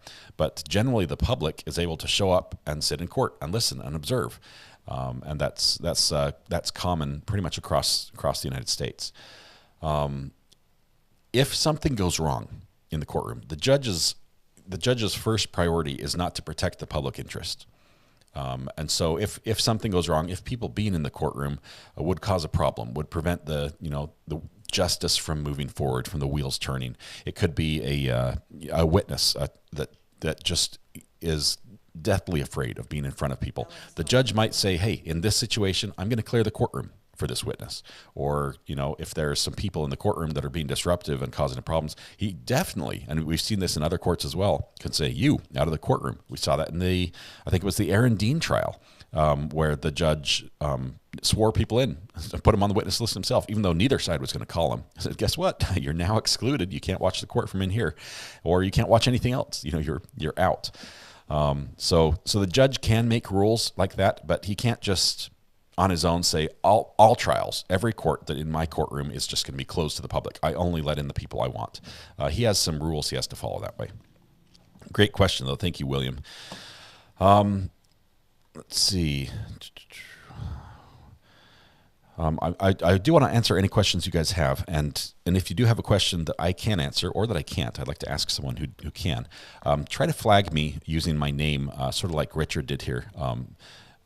With putting my name with the @ symbol before it, and that just makes it orange on my screen so it stands out a little bit better. Check the burner for a recorded Last Poet poem for this trial. Thank you, Last Poet. I will take a look at that. No need to shout. I will check for sure. Let's see. Give me a minute. We'll do that when trial starts up. What's the next trial you'll cover? Let It Be Summer. There's a good chance we might go back and watch some of the ice cream trial, the ice cream murder trial. That one is, I've heard, is quite spicy. Looks like we have Thal calling in. Let me see if I can bring in Thal really quickly. Call from Paul. Thal, it's Recovery Addict. How are you doing? Pretty good, bud. How you doing? Oh, I'm doing great. Are you loving the spiciness of trial this morning? Yes, it's very good. It's very nice. I know from the comments in chat, I'm wondering, are you leaning guilty or not guilty? I'm not going to ask you to really cast a vote, but are you leaning guilty or not guilty at this point? The problem is that, and I had Matthew come back at me with, well, So it was Matt's opinion was kind of influencing me here too. But the thing about the stalking thing is absolutely 100% guilt on that. That's no question. But like the Alex Murdaugh trial, I think we're pounding the table too hard on the wrong thing. I need more murder evidence. I need them to link it. I need the DA to focus in on the murder and really push. Yeah, is where I'm at. You know, the first part of the couple of days of the trial, they focused in on the stalking. That's great. You proved it. You convinced me. Can we please get to the murder stuff? Focus, zero down on it. And even if there is other evidence that proves the stalking stuff, just gloss over it, go past it, but don't hammer it. But hammer that murder stuff, because that's where I'm stuck. Yeah. We always want the conviction to be solid, right? We want to see justice done, and if he's guilty, get convicted, and if he's not, or even if he's guilty and it can't be proven, we want the state to have to bear that burden of proof and hold up that side. So I'm with you on the justice side. I think in this case, I'm leaning that I feel even more so than I did in Alex Murdaugh's case that a reasonable inference can be made from situations as we're getting more data about the time frame, his trackers, where he was, the fact that these two phones were placed somewhere and left there during the time of the murder. It seems like a setup for this. There's so many pieces that I can't reasonably find an explanation for. And now I'm open-minded. I'm waiting to hear the defense, the story on this, but I think they actually, even though they don't have the burden of proof, I think they need to convince me otherwise. Because reasonably, I can infer that something shady was happening here involving him at the victim's apartment. It's all the pieces are lining up for me. But I hear you. If you're not convinced yet, hopefully there will be that piece of evidence. Maybe it's the last thing we hear from the state's witnesses, the last thing out of their mouth that for you just puts you over the edge and says, okay, I'm on board. But maybe it might not show up at all. So. And the biggest thing, what I'm starting to notice now is that when they were going over the stalking stuff, right? There was a cool timeline. There was a cool storyline. It was easy for me to follow. Mm-hmm. But now they keep flip flopping back and forth between, oh, this was the stalking date. Oh, this was the murder date. Oh, this was the stalking murder. We're going back and forth so much. I'm like, wait a minute. What was that the murder date, or was that the stalking date, or was that the? We need Amber or Brandy to give us a timeline. we need another timeline to look at this and put the pieces together, because you're right. There have been so many phones. There are so many players in here, both with Sadie and with Zach and his 6 phones, and the daughter's phone that she may or may not have owned. It might have been Zach's, and obviously the defendant's phone is involved in here too. There's a lot of timestamps and locations and cell phone tower pings and things that we really need to piece together and see all together, that we can see in order that might make this clearer. And maybe we'll get that like we saw in the Murdaugh trial. Right at the end of the state's case, they drew it all together. They gave us that timeline. They spelled it out and connected the dots that were hard to see when they delivered them, sort of in this random fashion we're getting them right now. So maybe. Yeah, I guess my major gripe is that the DA needs to be a better storyteller. Yeah. Because we keep bouncing between chapters, and now I'm getting lost as to who's on first base. You know what I mean? This should be very simple, very basic, very easy. Yeah, I'm telling the story. They get to narrate it. This should be A, B, C, D. You know what I mean? But it's feeling like we're getting away from that. I'm not jealous of them in this situation, because you look at this and they have this case that is dumped on their desk and all this data, and really the way that you call a witness once, for the most part. You call a witness once and you get all the questions answered from them, and then you call the next witness. And sometimes you need a witness to go before another one so you can get to point B, right? You need A before you can get to B. And so you have to assemble all these dots and put your witnesses in order to do that. And witness A might have information about A, B, C, H, and I. And so we get that testimony in. It's like, oh, suddenly we're talking about, something else that wasn't right at the beginning of the case.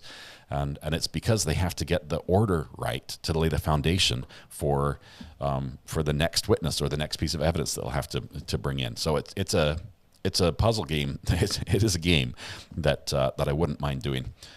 Matthew's asking me a question here, and I've never had a lawyer ask me a question here on the channel here as hard as this one. He says, give us your take on why the defense isn't lodging more objections to these repeated and continuous leading questions. Matthew, I'm gonna sort of bow out sort of on this. I will say I get frustrated when she says, look, I'm finally going to object. This whole line of questioning has been leading. And I'm like, no, if you know the whole line was leading, object to the first one. The judge can't do anything until you object, right? He's the referee, but sort of you have to sort of call the foul yourself, and then he'll say, yes, it was, or no, it wasn't. And she's saying, look, there have been like 15 fouls now. He's like, why didn't you say something? I could do something when you say something. So I don't know. I would bow to Rekieta Law's, one of the things I heard him say during the Rittenhouse trial. I will bow out to his discretion on this one. Mm-hmm. And his point was basically know your judge. Yeah. So if you know the judge and you know that objecting a lot really irritates your judge, don't do that. Okay. Now other people on his stream at the time even said, I'm going to object no matter what. I don't care if a judge likes it or not. You know what I mean? Yeah. So apparently there is some contention and there is some. You run the risk of ticking off the referee. Opinion. If you tick off the referee, and especially in this court case, the jury's here to see the referee's rulings on so many things that normally a jury would not see.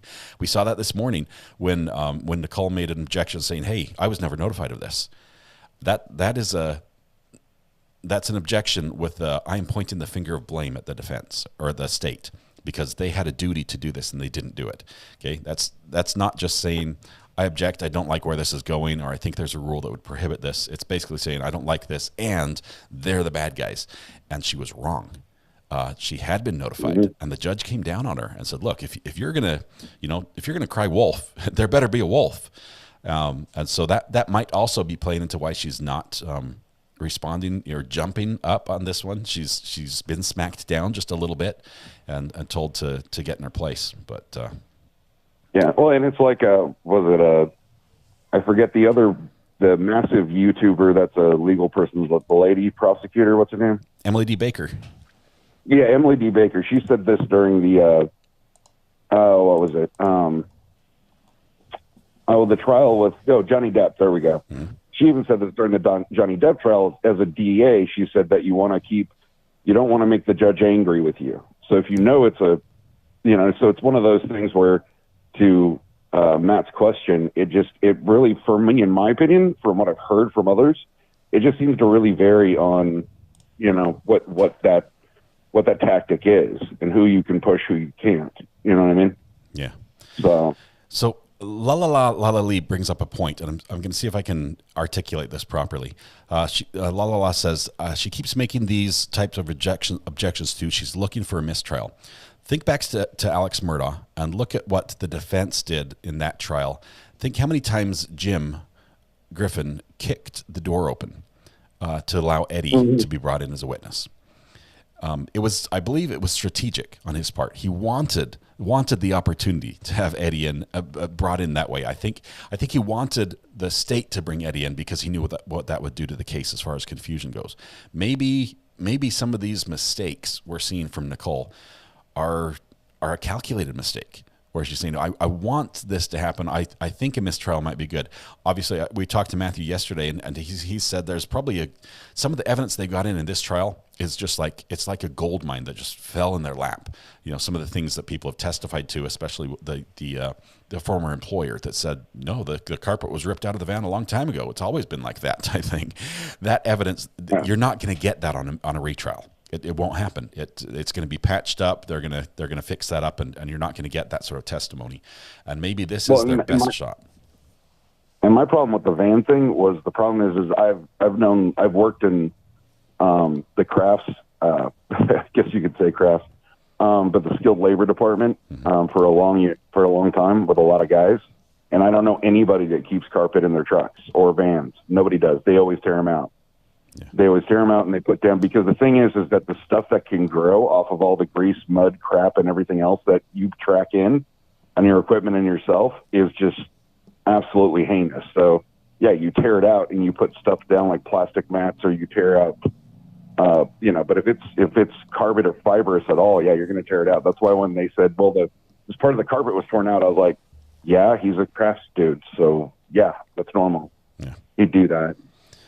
And the thing about mistrials too is that the defense might be looking for a mistrial, but as I understand, Matt can correct me if I'm wrong, but the thing is for me anyway, if I'm not looking for a mistrial, I'm looking for a mistrial with prejudice.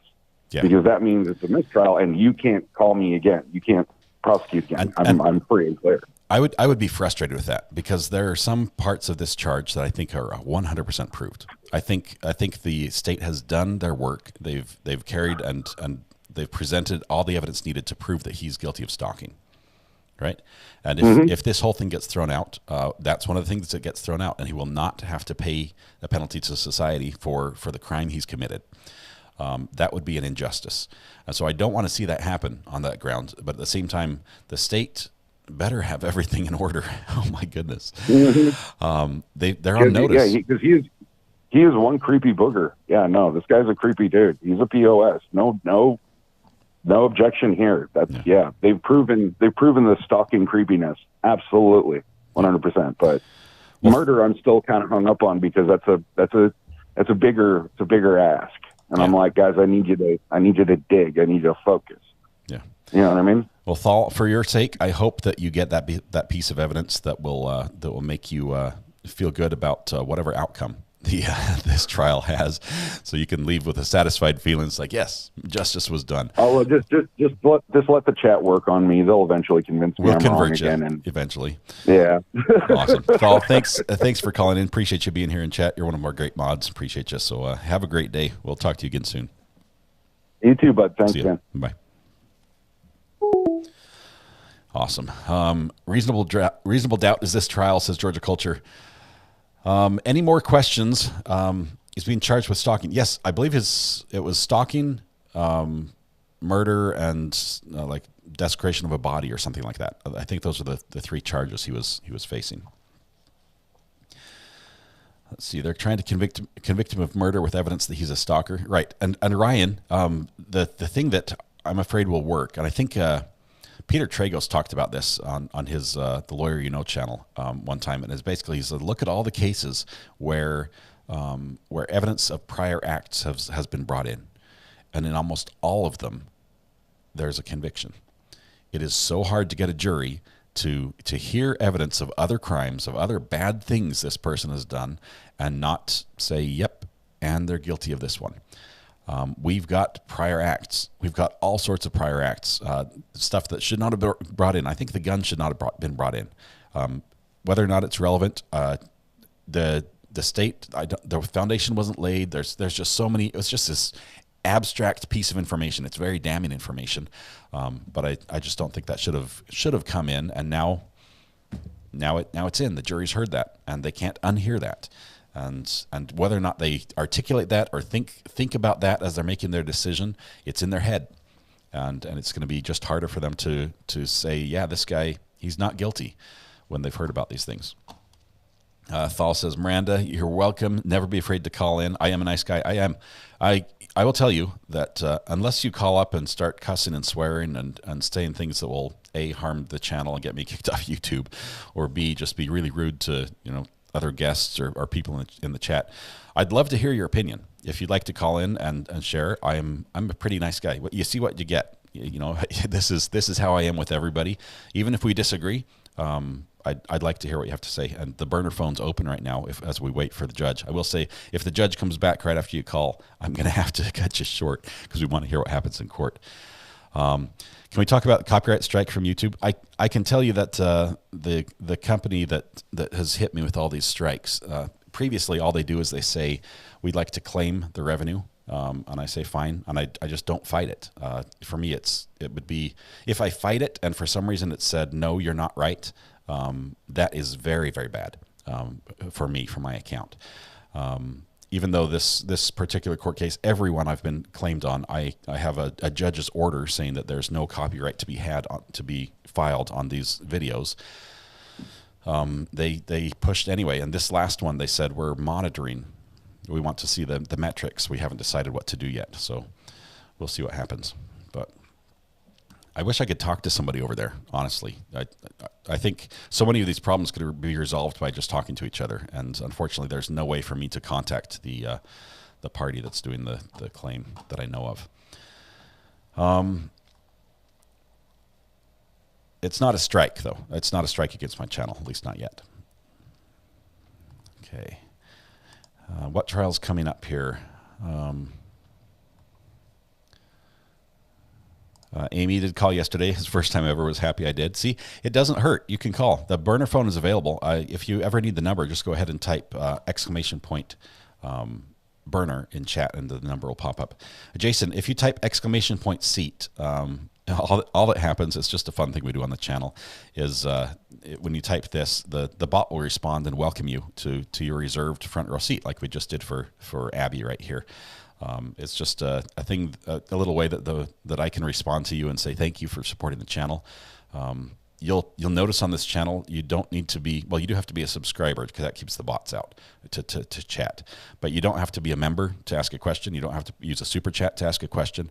I want to keep this channel open so that anyone who comes in can participate and gain and add to the conversation without having to be financially vested in it. And because of that, the perks that go with membership are mostly virtual and verbal, as I just say thank you for doing that. Speaking of which, Savis Gunn just gifted 5 memberships right here. They went to Alyssa, Joe, Laura, so I cannot say this, Pertutla, and 007.5 Jim, as well as Stryker. Sorry, Laura, I apologize for butchering your last name. It's very dim, and it's small. Pertula, I think is how it's said. Partutlian. No, that's not it, Adam. That's not it at all. I struggle with pronunciation a little bit. Maybe talk to the DUI guy. I might have to. I know he's got... He's actually representing another YouTuber in a similar type situation that I'm monitoring as well. What part of North Carolina are you in? I'm in Virginia, thinking about moving to North Carolina. ProTV, I'm in. Sorry, the sounds were turned down. I'm in like Pitt County area, so I'm about an hour and a half or so from the coast. Which is just the right distance as far as hurricanes go. We get the wind and the storm, but not the waves. So that's perfect. Did you find a mic for Mrs. R.A.? Sharon, I actually have, if you look at my my little window here, I've got 2 of these devices, these soundboards, and 4 mics. I just don't have another arm for it, and I don't have a desk to mount it on. So we're thinking about it. Boosted scenario, I don't think that's the case, really. It has to do more with fair use laws. Fair use laws are what allows us to run video feeds from a channel and add value to it, to add commentary, to add your commentary. In my case, I also modify the audio and sync up multiple different views and things like that. So I provide some added value, which gives me the right under fair use to use that. That being said, fair use is only determined by a judge. So the only way I can prove fair use is if I get sued and taken to court and the judge agrees with me. I feel I have a strong case in case they want to go that route. But that's it. Oh, let's see. I'm back. Watched the last 2 hours of yesterday. The last 2 hours were crazy, right, JoJo? That was just amazing. Let's see. I'm North Carolina, moving to Virginia, so we're swapping. We're 1 for 1, apparently. When will court start again? We're waiting right now, Golden Mare, because the defense attorney, Nicole Mueller, has another engagement where she has to call into a federal court that is probably doing a hearing of some sort. It should be relatively short, but we're on hold until she comes back. We can't really proceed without the defense attorney present. She did notify the court of this. It was a schedule that was in place before this trial began. Her federal calendar did adjust because of this trial, but she says, I've got to be here on this one call, this brief call. So we're waiting for that. The Simon case, Sherry, I'm not sure if I'm going to cover that one. I haven't done the research on that. Is that the baby Simon, the mom and the so happy grandma? You are here, Scott, beating heart this channel and all its chat and mods. You have a great life, my friend. Thanks for all you do. Thank you so much, Lady Writer. I appreciate the super chat. Appreciate you being here. Love the support of your channel. The green icon by your name looks absolutely wonderful. Appreciate the long-term support here. Have you covered Lori Vallow? Miranda, that's a tough one to cover. Everybody wants to cover Lori Vallow. I know the docket on Twitter was doing a video sharing the audio of I believe yesterday's hearing.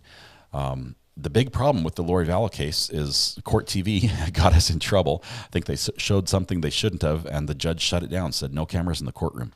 And now the audio is available, but it's being, my understanding is that those that get it have to request it, and they're paying 25 cents a minute for the audio, which, it doesn't take the math to see it all day. That starts adding up day after day for a weeks-long trial. That's very expensive. It's crazy. Bone Digger, how do you copyright a public event? It's not the event that's copyrighted so much as the camera work. The work performed by the camera is inherently copyrighted, and that's it.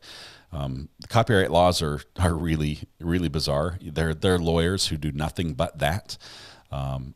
They're crazy. I might just say that up front because it really gets in the weeds. But it's vague. Some of the laws are very old and need to be updated, and some of the laws are just weird. But are you needing a direct contact from media company? Let me know if I can help in any way. Having a little experience with fair access. Dilly, I might.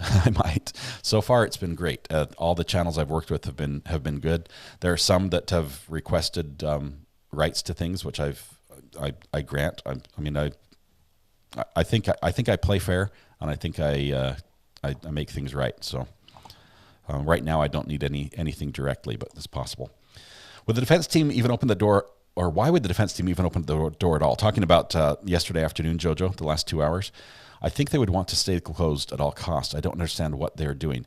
Jojo, we heard, if you go back and listen, defense had no idea what was going to come in. And it was only after they had kicked the door open that they found out that, oh my goodness, it's bad news for us. Close the door, close the door, close the door. It was too late. The statement came in, and the witness blurted out her story, her experience in the most impactful, emotional way she possibly could have. The jury heard it. Yeah, crazy. La la la la la lee. Thank you so much for re-upping your membership there. Welcome as you get the new color courthouse. Appreciate you being here. Let's see, any more questions I can answer? Do we know what Court TV show does? Court TV is actually a large. What they do is they put court on TV. That's sort of what their name is from.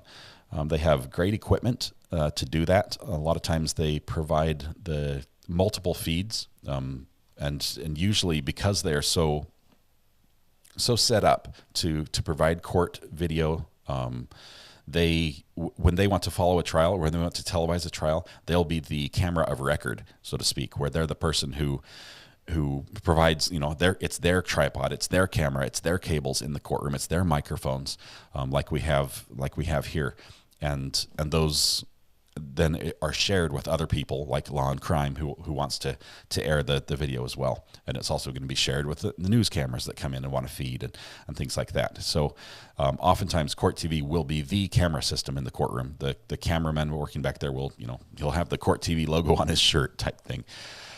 Let's see, Weather Watch, 2-month member. Says best channel in the tubes. Thank you so much, Thomas. Great to talk to you yesterday. Get as well. Mrs. Raw the best mic and arm out there. D. You said that. The M's Nashville 1. Yes, this is actually a really good one. I like it. Would you come down, please? It's a Rode mic. Let's see. Let's bring. Presets 1. Look at this neat little transition here. There we go. Like it when it works well. Spectrum 3. Got audio. We're good. Okay. Thank you very much for your support, the M's Nashville. She does a great job. She has her own channel. She does YouTube videos on homeschooling, And she does just a fantastic job there. Much smaller channel. It's a smaller audience, of course, but if you're interested in homeschooling, my wife, her channel is called Homeschool Ground Zero. So she would love a follow there if you're interested in that. Copyright is a quagmire. Say that again. Oh my goodness, this is the truth. I do want to cover BK. Sarah, 100%. We are hoping, well, I'm not hoping, but BK, the important thing about that trial is he has not waived his right to a speedy trial. He has waived his right to a speedy preliminary hearing, but he has not waived his right to a speedy trial. So we might have court here this summer. It might be very quick, and yeah, that's like months after, but that's fast for a murder trial.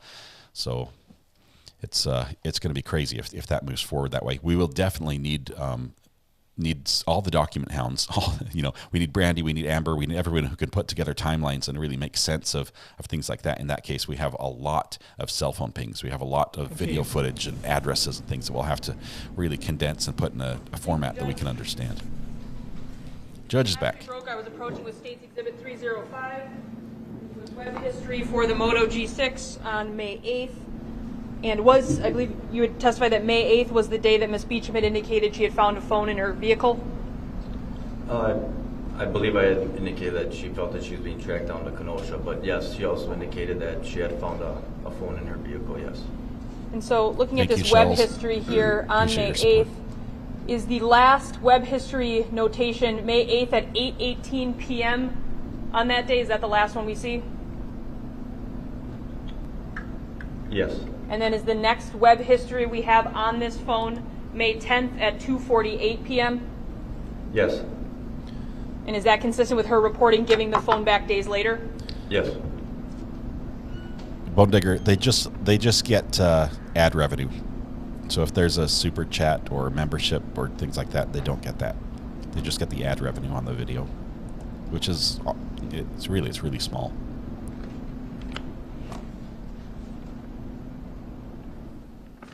Now, as part of your investigation, did you also subpoena records for email accounts of the defendants?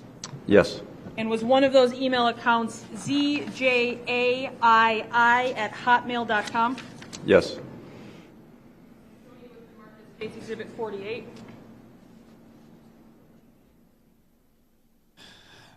Thank you, Katrina. Incog Frog, Nana Geek Joellen, Brittany Chavez, Chrissy NZ, and Meanie, all gifted memberships, courtesy of Katrina. Thank you so much, Katrina. You're amazing. Appreciate your support. Now, Detective, is this an email sent from the ZJAII@hotmail.com to a couple of parties, Kristen Ellingsworth and Mark Levice, about an address changed by the defendant saying, I need to update my contact information. Under the circumstances, I will be forced to change my residence. As of May 15th, my new address will be 2040 South 92nd. I guess I'm going to object. I'm going to ask that this exhibit not be taken down for reasons that this is going into previously covered information not be that taken was down? previously ruled on. I think she said that wrong.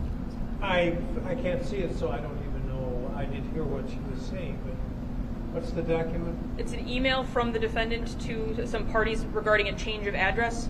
As you'll recall, and Andrew Schultz testified that the defendant was going to be using his address in name only, and that's the address. So it's just tying up those loose ends. I'm not going any further than that. It's okay if that's the extent of it. That is the extent of it. Okay. All right. So is that what is indicated on this email about a change in address as of May 15th? Yes. And is that 2040 South 92nd Street the same address Mr. Schultz provided when he testified as where he lived, and an address that the defendant was going to be using in name only? I don't actually recall him giving an address, but he indicated that he was going to move in with him, yes. And obviously this says this would be the new address as of May 15th. When you interacted with the defendant on May 19th of 2020, where was he actually residing at that time? In Mequon. So not in West Dallas? Correct.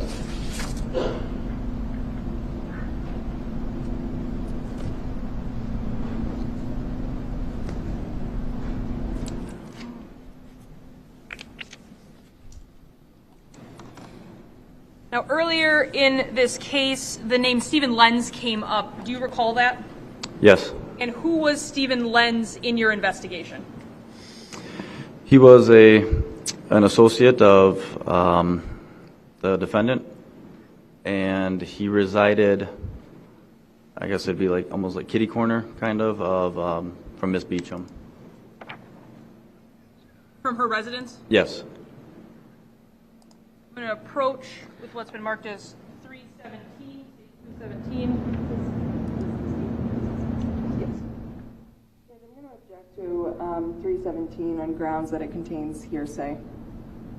Judge, I understand that the court doesn't love it's not for the truth of the matter asserted. It's between him and the defendant, and I'm more interested in how the defendant responds to the phone calls and the messages than the messages themselves. Judge, may I see the document, please? Sure.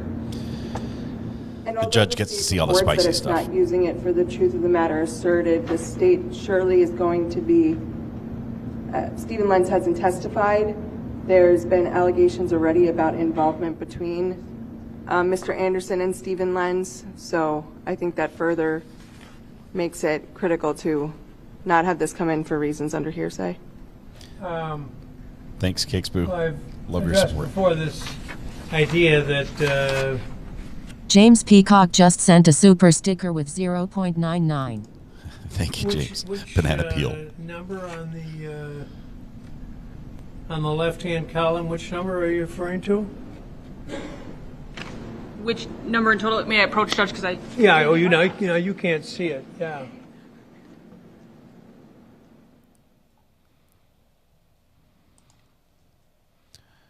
Let's see what they're getting at here.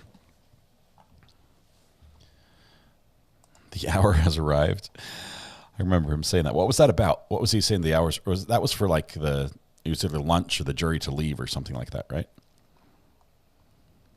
Who was Stephen Lenz? He has not testified in this trial, so I think the names come up, but I don't remember what he is or who he is.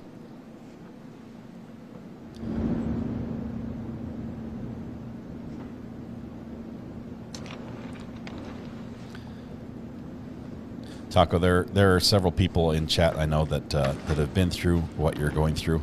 Just know our hearts are with you. Be strong.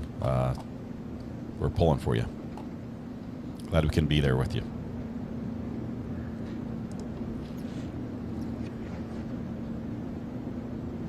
Well, some of it. All right, that's right, Red Pen. Thank you. I don't know how it could escape being classified as hearsay.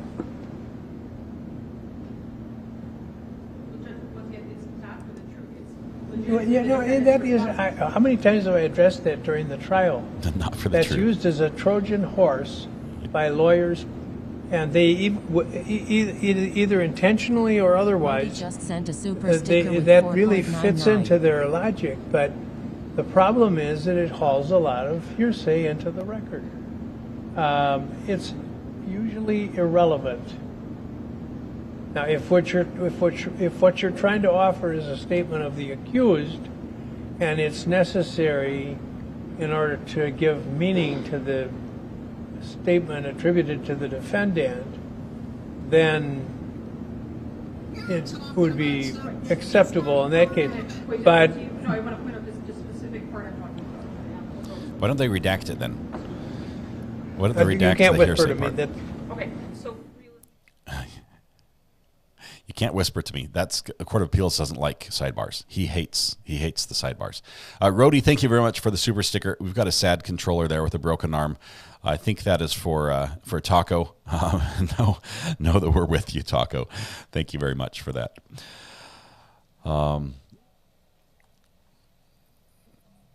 I feel the defense will try to make a mistrial with prejudice toward prosecution. They don't have many cards persuasion-wise, says Jason. They're running out of time for that because I don't think they can cause their own mistrial, or they should not be able to. If they do cause their own mistrial, it will not be with prejudice. Let me say that.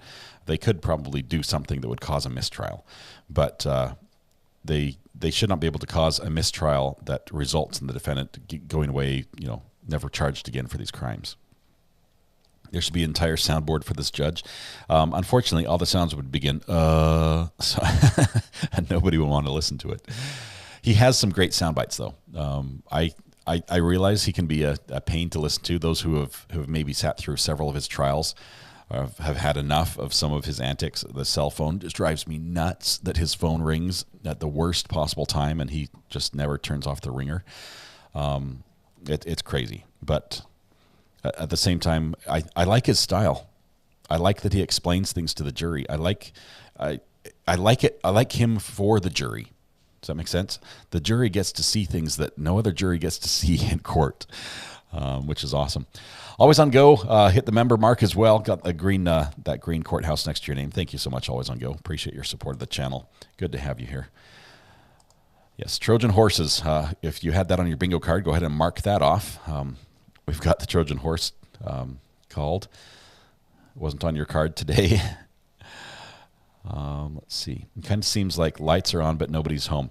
There are definitely moments, Caroline, where the judge seems distracted. And he's actually gone so far, at one point, he said there was... Thank you for bringing us this trial everyday smiling face with heart's flag of the United Kingdom. Thank you, Queen Bee.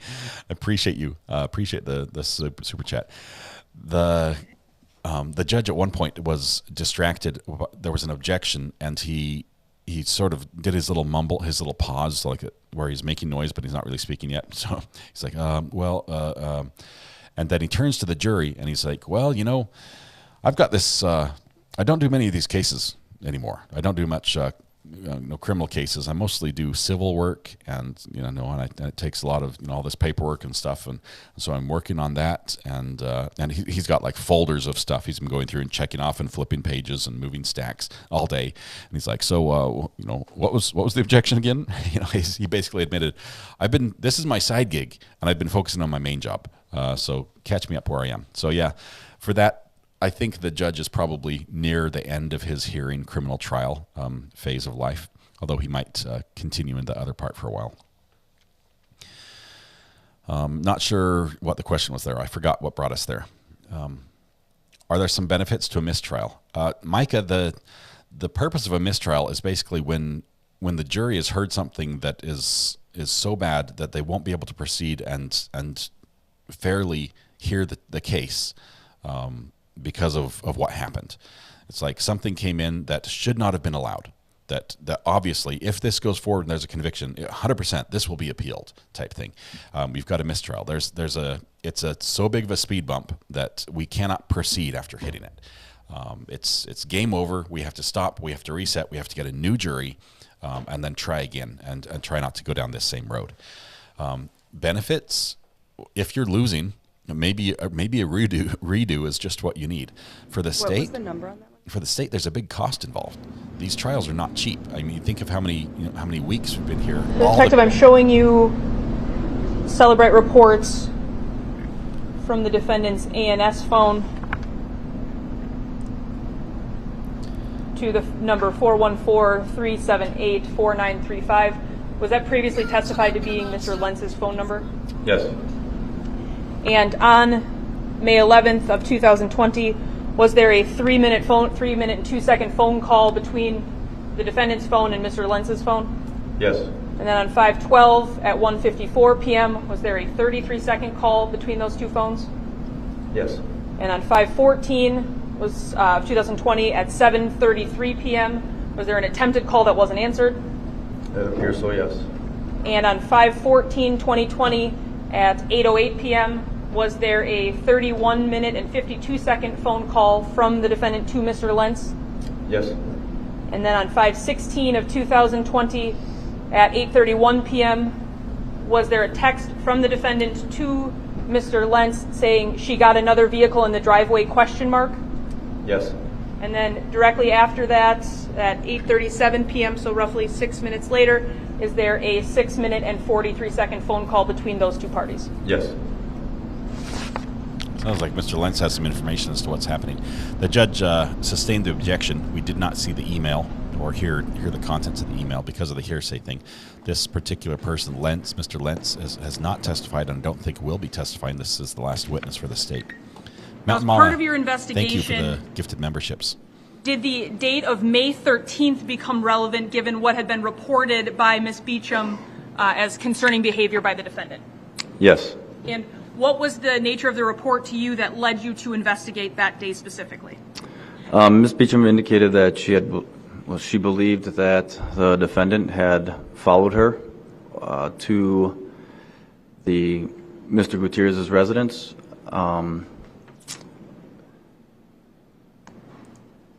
You want me to continue or? No, I'll ask a follow-up question. So with that date in mind, did you spend time reviewing the phones to look at May 13th of the defendant's phones to see if there was anything of evidentiary value? Yes. Hey, Shirley, it's a retrial. State's Exhibit 313. He's been convicted already, is my understanding. So he's in jail because he's convicted, and if you appeal in jail, at some point they keep you in jail because of the length of your sentence until you're found not guilty on appeal. And I think that's the situation there. So he's guilty right now as far as in his status. Were these as a citizen? Audio in files that were recovered from the Motorola G6 phone of the defendants from May 13th, starting at 8:34 p.m. I can zoom in further. We'll hear from the defendant's jailmate on the defense side. This is the end of the state's testimony. Yes. And were all of these files actually found deleted on the defendant's Moto G6? Yes, based on the column there, yes. The far right column that says deleted all the way down? Yes. Okay, I apologize. I was wrong. What specifically about these audio files? Were you able to recover these portions of the files? I was able to listen to them, yes. I didn't do the Thanks for the correction. Okay. In your review of the download, were you able to listen to a file called 10, 16, 18, 24, 32, 34, and 36? Yes. Okay.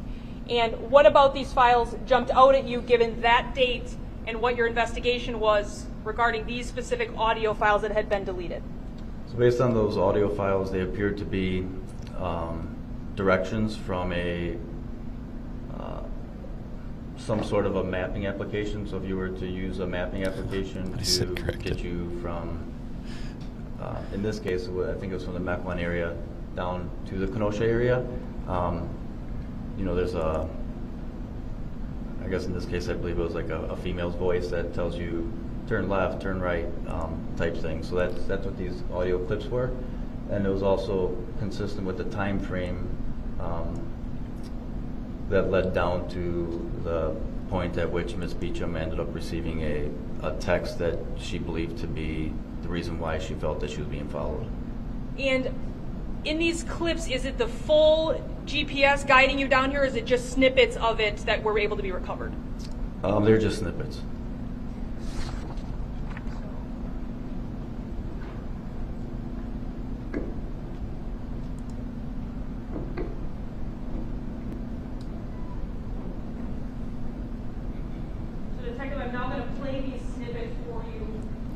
Juicy audio. These audio files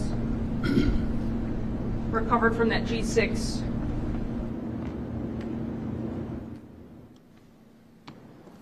I'll be playing with the audio here. Hopefully we can hear it cleanly.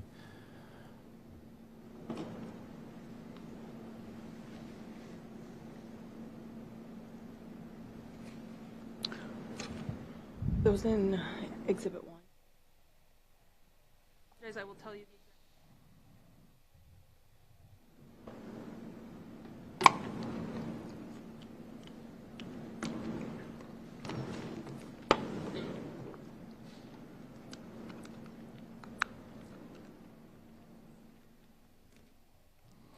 Okay, so in my copyright issue, the other party just claimed the ad revenue. Exhibit 1, number 348. Which I'm fine with. It's like $2. It's frustrating. It's not worth fighting me on that. Or for me. This poll might be used against people in court, CG. We have to be careful what we ask them to confess to online now that we know that. Use the second from the left lane to turn left onto West Mequon Road. You're serious? Unfortunately, it started before I had unmuted so I'm going to play it again. It's a 5-second clip. Quarter mile. Use the second from the left lane to turn left onto West Mequon Road. We're listening to recorded audio from State's Exhibit 1, number 349, which was audio file number 16 at 9:04 p.m. on the 13th.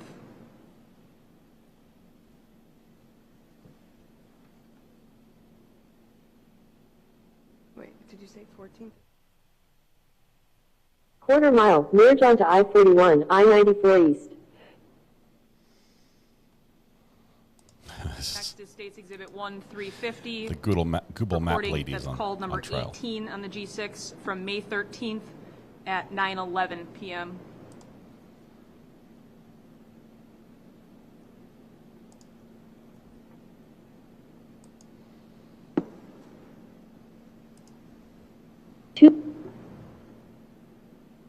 That was a good one. Let's listen to that one again. So when you talk about them not all being complete, is that one that kind of cuts off where you get kind of a snippet but nothing more? It appears to be, yes. Now this is State's Exhibit 1, number 351, May 13th, 9:19 Christine, I was wrong on that. p.m. I stand corrected. It was a mistrial the first time. He has been in jail for over a decade without a conviction, apparently.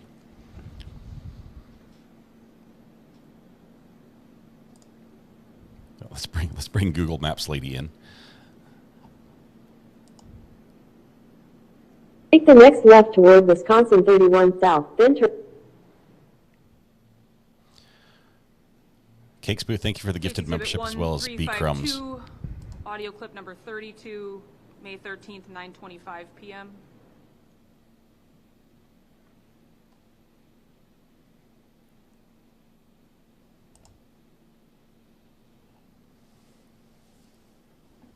The next left onto 12th Street, Summers Road. States 1, number 353, from May 13th, 9:25 p.m.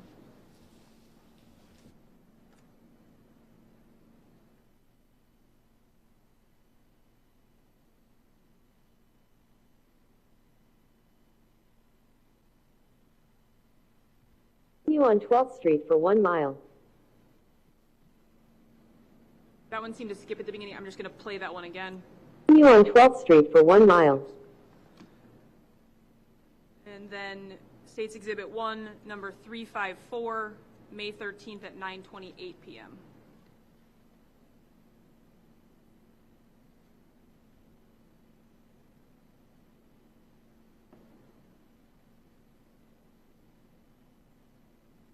Quarter mile, turn left onto 15th Street. So, Detective, did those sound like the same audio clips that you listened to from that Moto G6? Yes. And what about those directions was relevant to your investigation that caused you to think that they had some sort of evidentiary worth? Well, they appear to be directions that would be possibly coming from, I guess, the north, coming into the Kenosha area. I know that 12th Street is Highway E, which runs east and west. And 15th Street is the, Mr. Gutierrez lived at 3709 15th Street.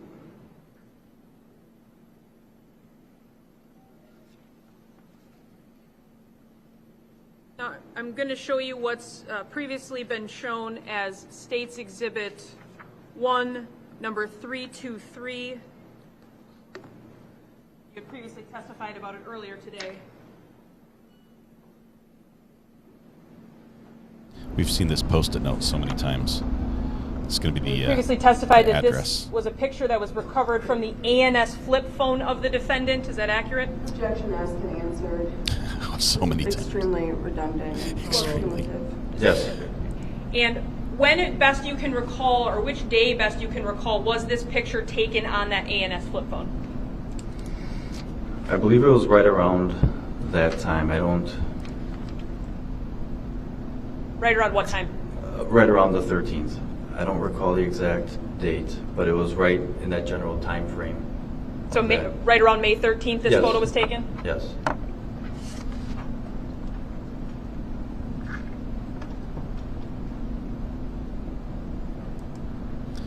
The state, Suzanne, said that they were aware of the incident, and it was Played for you, the defendant. Was from 9:28 p.m. on the 13th. Jury didn't hear that, though.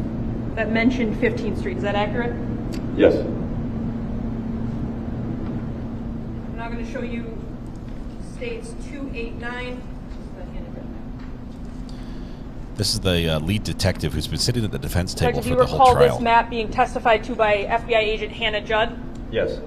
And what, in your recollection, does this map depict that is relevant to this investigation? So on the far right side depicts where the cell tower is, and then it's basically opening up to an angle to, I guess it'd be to the west, and then there's the address of 3709 15th Street, Kenosha, Wisconsin 53144, which is the residence of Mr. Gutierrez. And does this map reflect that on May 13th of 2020 at roughly 9:34 p.m. the defendant's ANS flip phone was somewhere in that vector connected to that tower? Yes. I'm now going to show you what's been marked as states 209, which is text messages between, the defendant on his ANS phone and Miss Beecham from May 13th.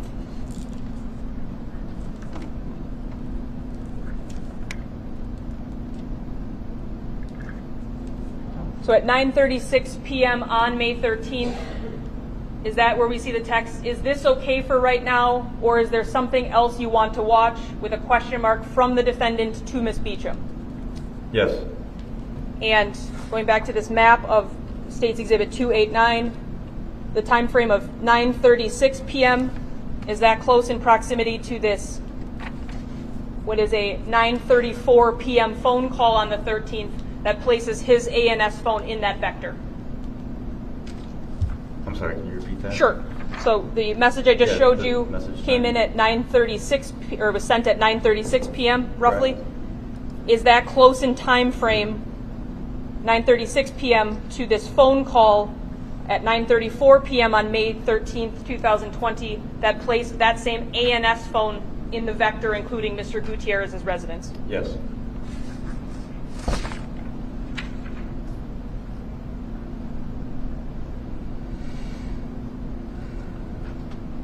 Yes, we did hear from two Walmart supervisors to authenticate the video and the receipt. Denise, great question there. That was yesterday or 2 days ago. I forget, day 9 or 10. Approach with states 312.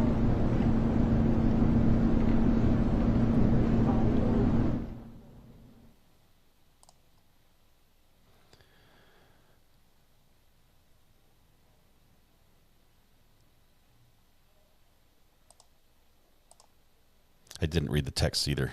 Are they pretty bad? 312. Are these audio files recovered from the Moto G6 when the download was done? Let me zoom out here. Appear to be 8 of them in total, 7 on the first page, 1 on the second? Yeah, they appear to be. Okay. And in your review of this case, you had previously testified that there was a voice recording app installed on the phone in April of 2020? Yes. And in reviewing this case, were these calls, or I'm sorry, not calls, but audio recordings listened to as part of the investigation? I did. And without getting into specifics, what in general was, I mean, who were on these calls? What were they essentially entailing, if you know? They were primarily between Ms. Beecham and the defendant, and then also the daughter in common was also in some of the calls as well. Not in the same call, but separate. And so it was Ms. Beecham and the defendant, and then also the defendant and the daughter in common. So it's combinations of those 3 parties being recorded during conversations? Correct. Okay. And ultimately, the top one looks like it had been deleted but recoverable. Is that accurate? Yes. And then the rest of the 8 all appear not to have been deleted. Are there essentially date stamps of when these occurred, given what the file names are? Yes, there are dates associated with them. So, for instance, the top deleted one, it says 2020 05 08 13 47 54. would that be May 8th, 2020 at 1:47:54, given military time? It appears that would be the date, yes. And so then we see audio recordings from May 13th, given that. It looks like audio recordings 2, 3, 4, and 5 are all from May 13th, accurate? Yes. And do we also know that too, because on the right it says when things were created and the dates match? Yes. And then we have audio recordings number 6 and 7 on this page, both say May 14th. Is that accurate? Yes. I think the murder was supposedly May 17th. And then this one says May 16th. Yes.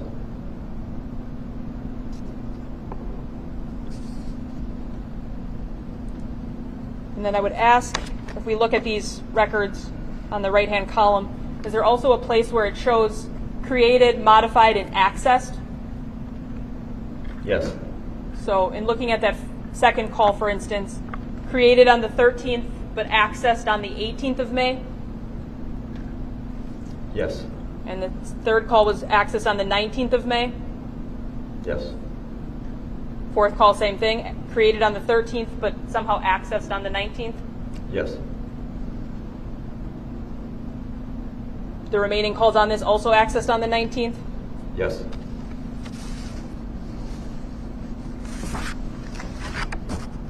And same with that last call, or the last audio recording, accessed on the 19th, although it was created on the 16th? Yes.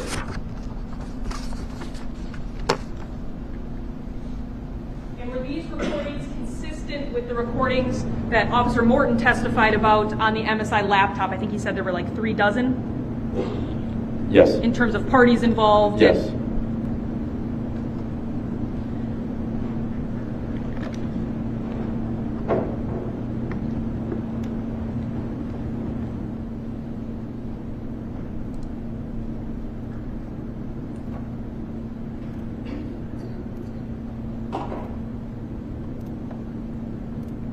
So during the search warrant of the defendant's home up in Mequon, do you recall a large amount of cash being located in an ottoman in a bag? Yes. I'm going to show you. I'll bring the It's been cash. previously marked as States Exhibit 1, image number 296. Please have him count it. This one was, oh, it's just a picture. It's an image. I want to see the cash, the actual cash. We need to authenticate.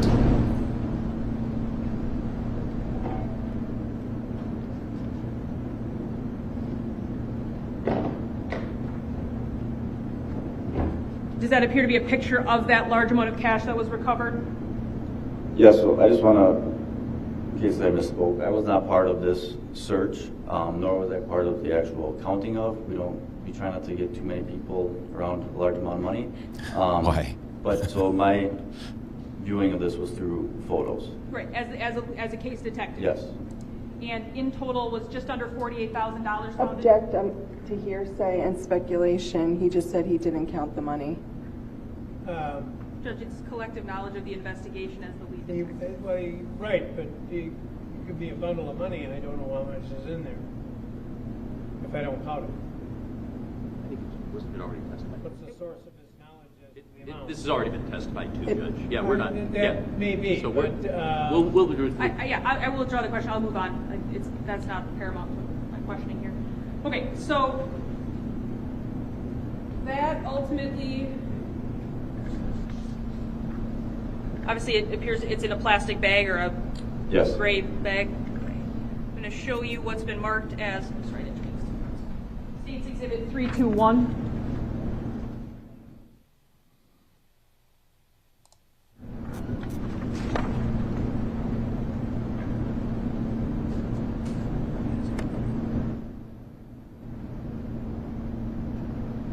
So is this a different angle of that bag where that money was located?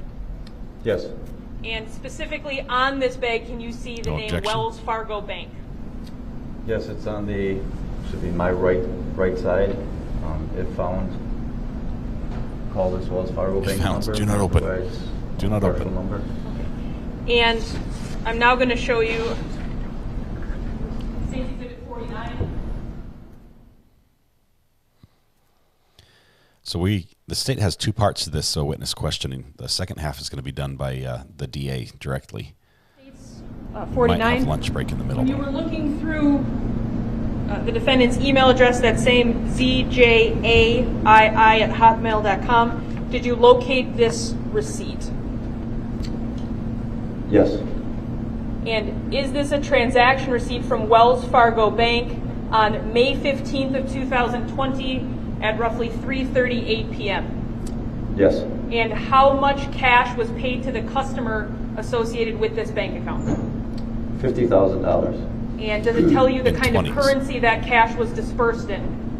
It says loose currency, 20. And in this case, was a large amount of the cash recovered in their 20s? Based on the photos that I saw, yes.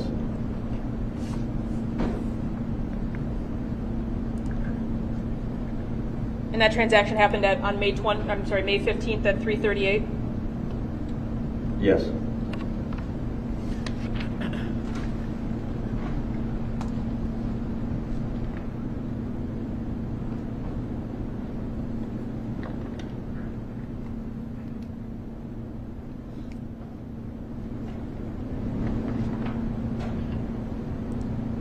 I think this cash is profits from his side gig with the growing up. Now, during your investigation, at some point, did it focus in on the late evening hours of May 17th of 2020 as a time you believe Mr. Gutierrez ultimately went missing, we'll say? Did you say May 18th? May 17th. Oh, 17th, yes. And in knowing the relevant time frame that you believed based on your investigation, did you look at the cell phone records of the defendant to see where he had been at that time? Yes. Here we go. And ultimately, was his ANS phone found to have been in the general area of his home during the late evening hours, we'll call it mid-afternoon to late evening hours of the 17th? Well, there was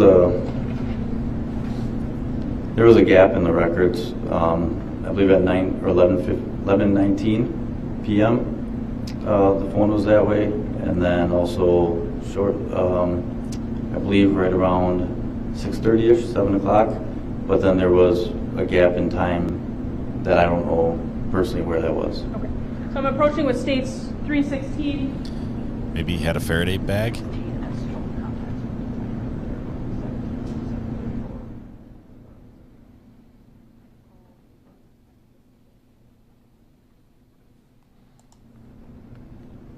I'm showing you the ANS phone records from May 17th.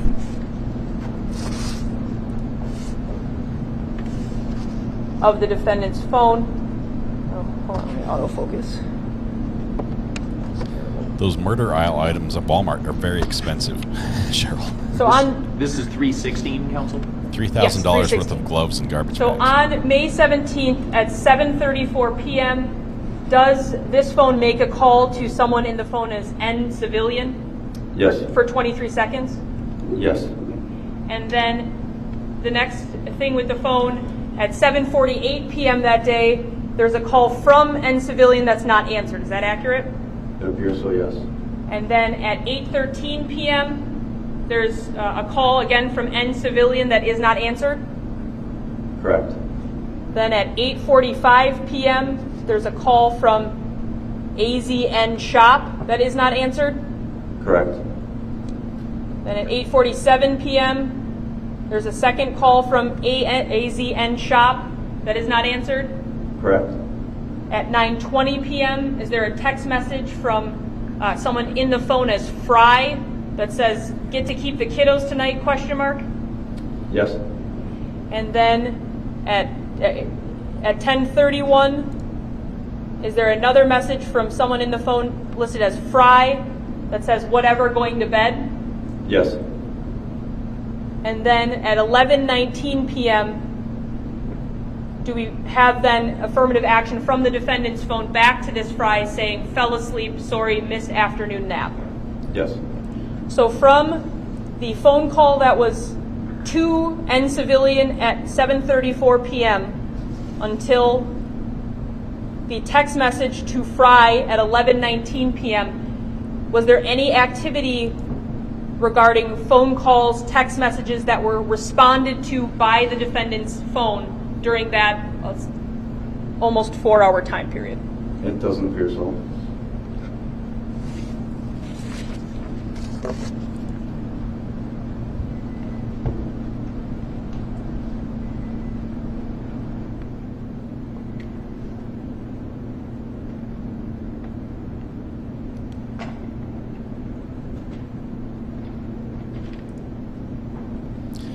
Soko, they just don't bring it up anymore. I think they've surrendered. Or maybe they're just focusing on how they're going to start their case here this afternoon. I guess they're going to have cross first, and so...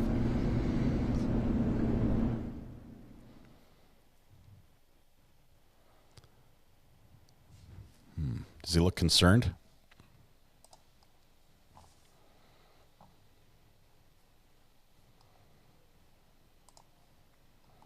Seriously, that was a rough day. I'm going to approach with what's been marked as State's Exhibit 309.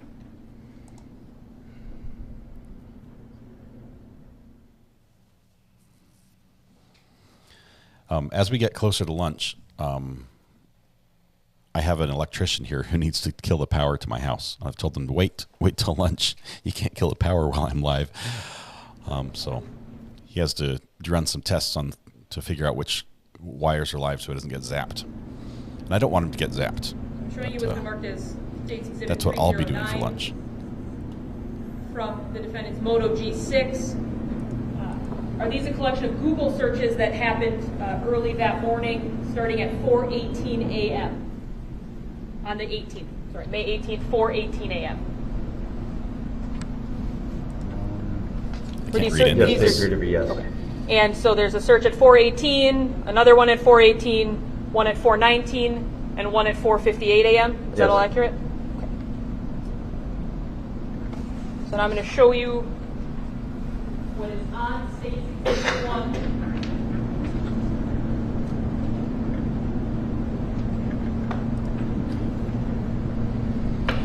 A Faraday bag is a bag that presents radio signals from going in or out. This is going to be on State's Exhibit 1. It would isolate the phone from the networks. It's going to be item number 340, and it's from May 18th at 4:18 a.m.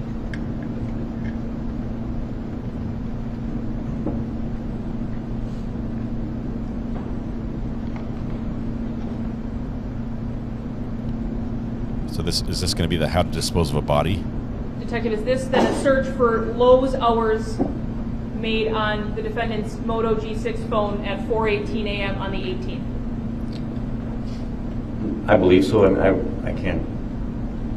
There was a search for Lowe's. I guess. Can I look at the document to compare it to the photo? Just so because I believe there's a thumbnail associated with each of the searches.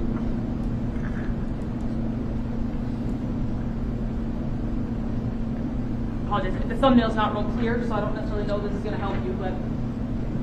What are you showing so that she knows what you're... State's Exhibit 309, which is just a record of the searches with thumbnails. Why is their evidence not clear? What record would be clearer? Shouldn't you have the original to show there? Detective, why don't I just withdraw that question? I'll ask it a different way that doesn't require you to... Similar but not exactly the same. In the early morning hours of May 18th, were there a series of searches on the defendant's Moto G6 phone? Yes. And what were those searches looking for specifically that you can recall? Store hours for like general home improvement stores. I believe Walmart was on there, Menards, and then I believe Lowe's. I don't recall. Was Home Depot also on there? Home Depot, yes. And you previously testified those searches happened between 4:18 a.m. and 4:58 a.m.? Yes.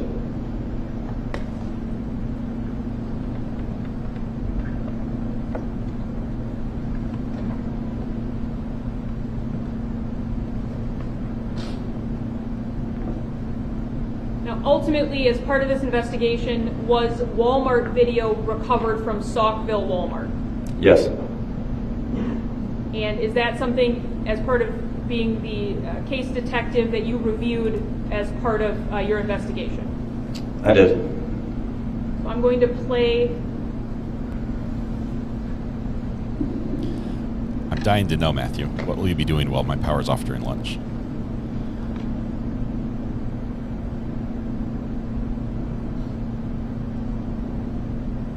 Is this deja vu all over again? I'm only going to play a very small part. I'm not playing. Are you playing any of it? So he can point out which vehicle is the defendant's in terms of his review of the video. It's going to be very brief. It's not going to be playing 20 minutes of watching him walk around the store. The Walmart person, of course, is unable to say which vehicle matches that. Okay. So we get to watch the vehicle pull into the parking lot. You didn't want to watch the 27 minutes again, Judge, of the video? What I really want to do is move forward.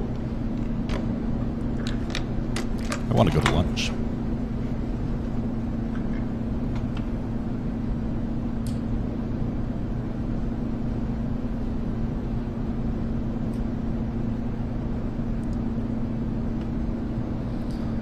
So Walmart video, or the Walmart employee was not able to identify the vehicle. Apparently this guy, looking at the same video, can identify the vehicle.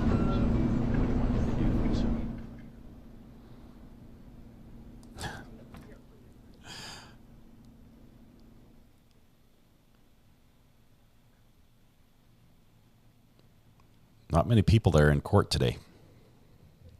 Can you borrow your pointer just so he can use at the screen and make this brief as possible? The Elmo pointer is making an appearance. So, Detective, I'm going to play Has clip magical number powers. 2, and I'm going to start it at just after 8:17 a.m. So if you could approach the TV screen and point out when the defendant's vehicle pulls into this lot. So I'm going to start playing it now. Watch if she leads with the mouse. This would be so funny. Nope, she didn't. So, did you just point to something, Detective? Okay, so that dark comes very quickly from the left. And so that was the defendant's vehicle pulling into this parking lot? Yes. And then is that him exiting the vehicle now and heading towards? And obviously there appears to be some kind of obstructions on the camera lens itself. Is that water from rain? In terms of making certain things look a little blurry? Yeah, so it was raining out that day, which is, as you can see. Then it appears that there are raindrops or wetness in those blurry areas. Okay. So, but that vehicle at the top left portion of the screen is the one that the defendant arrived in, that minivan? Yes.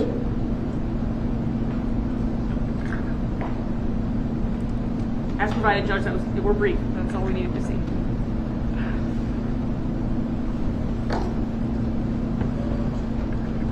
And for the record, that's on State's Exhibit 1, item number 322, clip number 2, roughly 8:17 a.m.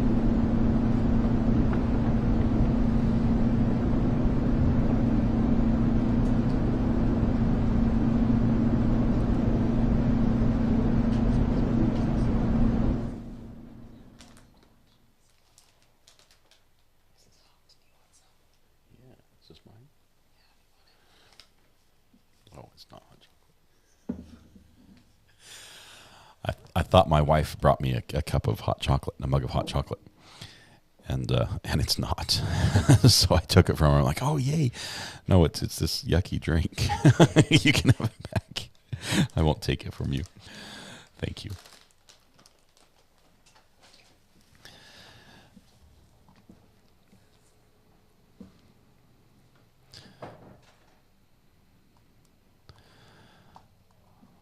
Let's see, can someone but Matthew Harris put the Discord address? I need it for my PC and I can't find it. Thanks. If you want Discord, you can just type !Discord in chat. Is that what you're talking about?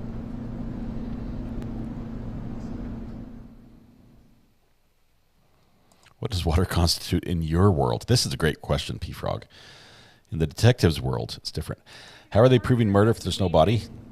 you have an opportunity to go to the Wood Creek Apartments with Miss Macias in March of 2022?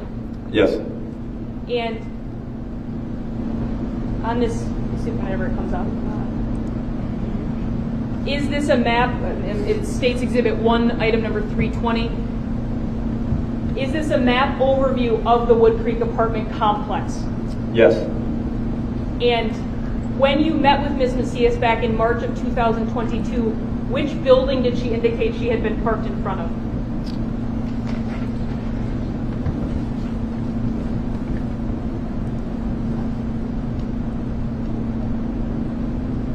And based on, you can probably stay up there, do a little more pointing. Judge, do you have a handheld mic for him? DA not happy with detective. Yeah, they're not getting the answer they wanted. It seems like he didn't review his report last night, which you would think he would, but he's not quite getting where they want to go yet. Can you point out that building that she was parked in front of again? Right here. And did she describe for you the different places in front of that building she parked? She did. She said she had pulled up to this general area, and she had pulled forward, and she had also pulled like right into this general area here. And on this map, what is Mr. Gutierrez's actual apartment building that you went to the crime scene of on May 19th? Right about here. And when you were interviewing Ms. Macias regarding where she had parked, could you see that the side of the apartment building that Mr. Gutierrez lived on? So from where she indicated she had parked at this location, you would not be able to see the front of the building. If she was here, obviously this building would be covering as well. And then if she was parked here, she would be looking kind of at this building here. So the only time she would have had a visual of this apartment, I'm gonna have to use my mouse on this general area. So when she was entering the general they're pointing over here. I'm sorry. complex and driving to the building she stopped at? Yeah, if she came in this way, yes. And just to orient us, because maps aren't my thing, that building where Mr. Gutierrez lived, it's obviously 4 apartments on the main floor, 4 on the second floor. Is that accurate? Yes. Okay. And which direction did his apartment face out? So is he facing that parking lot, or is he facing what I would assume to be south? Parking lot is the right answer. And so this is north, and this is south, west. His apartment is, like I said, right about here, and it faces to the north onto 15th Street. I was wrong. I was completely wrong.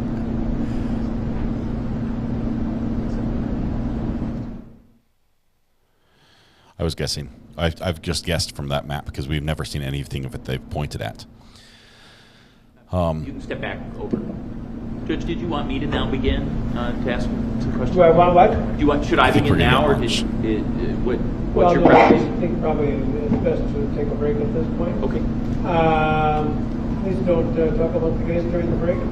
Read, watch, or listen when you come to the trial. That is literally And 1 o'clock, is that all right?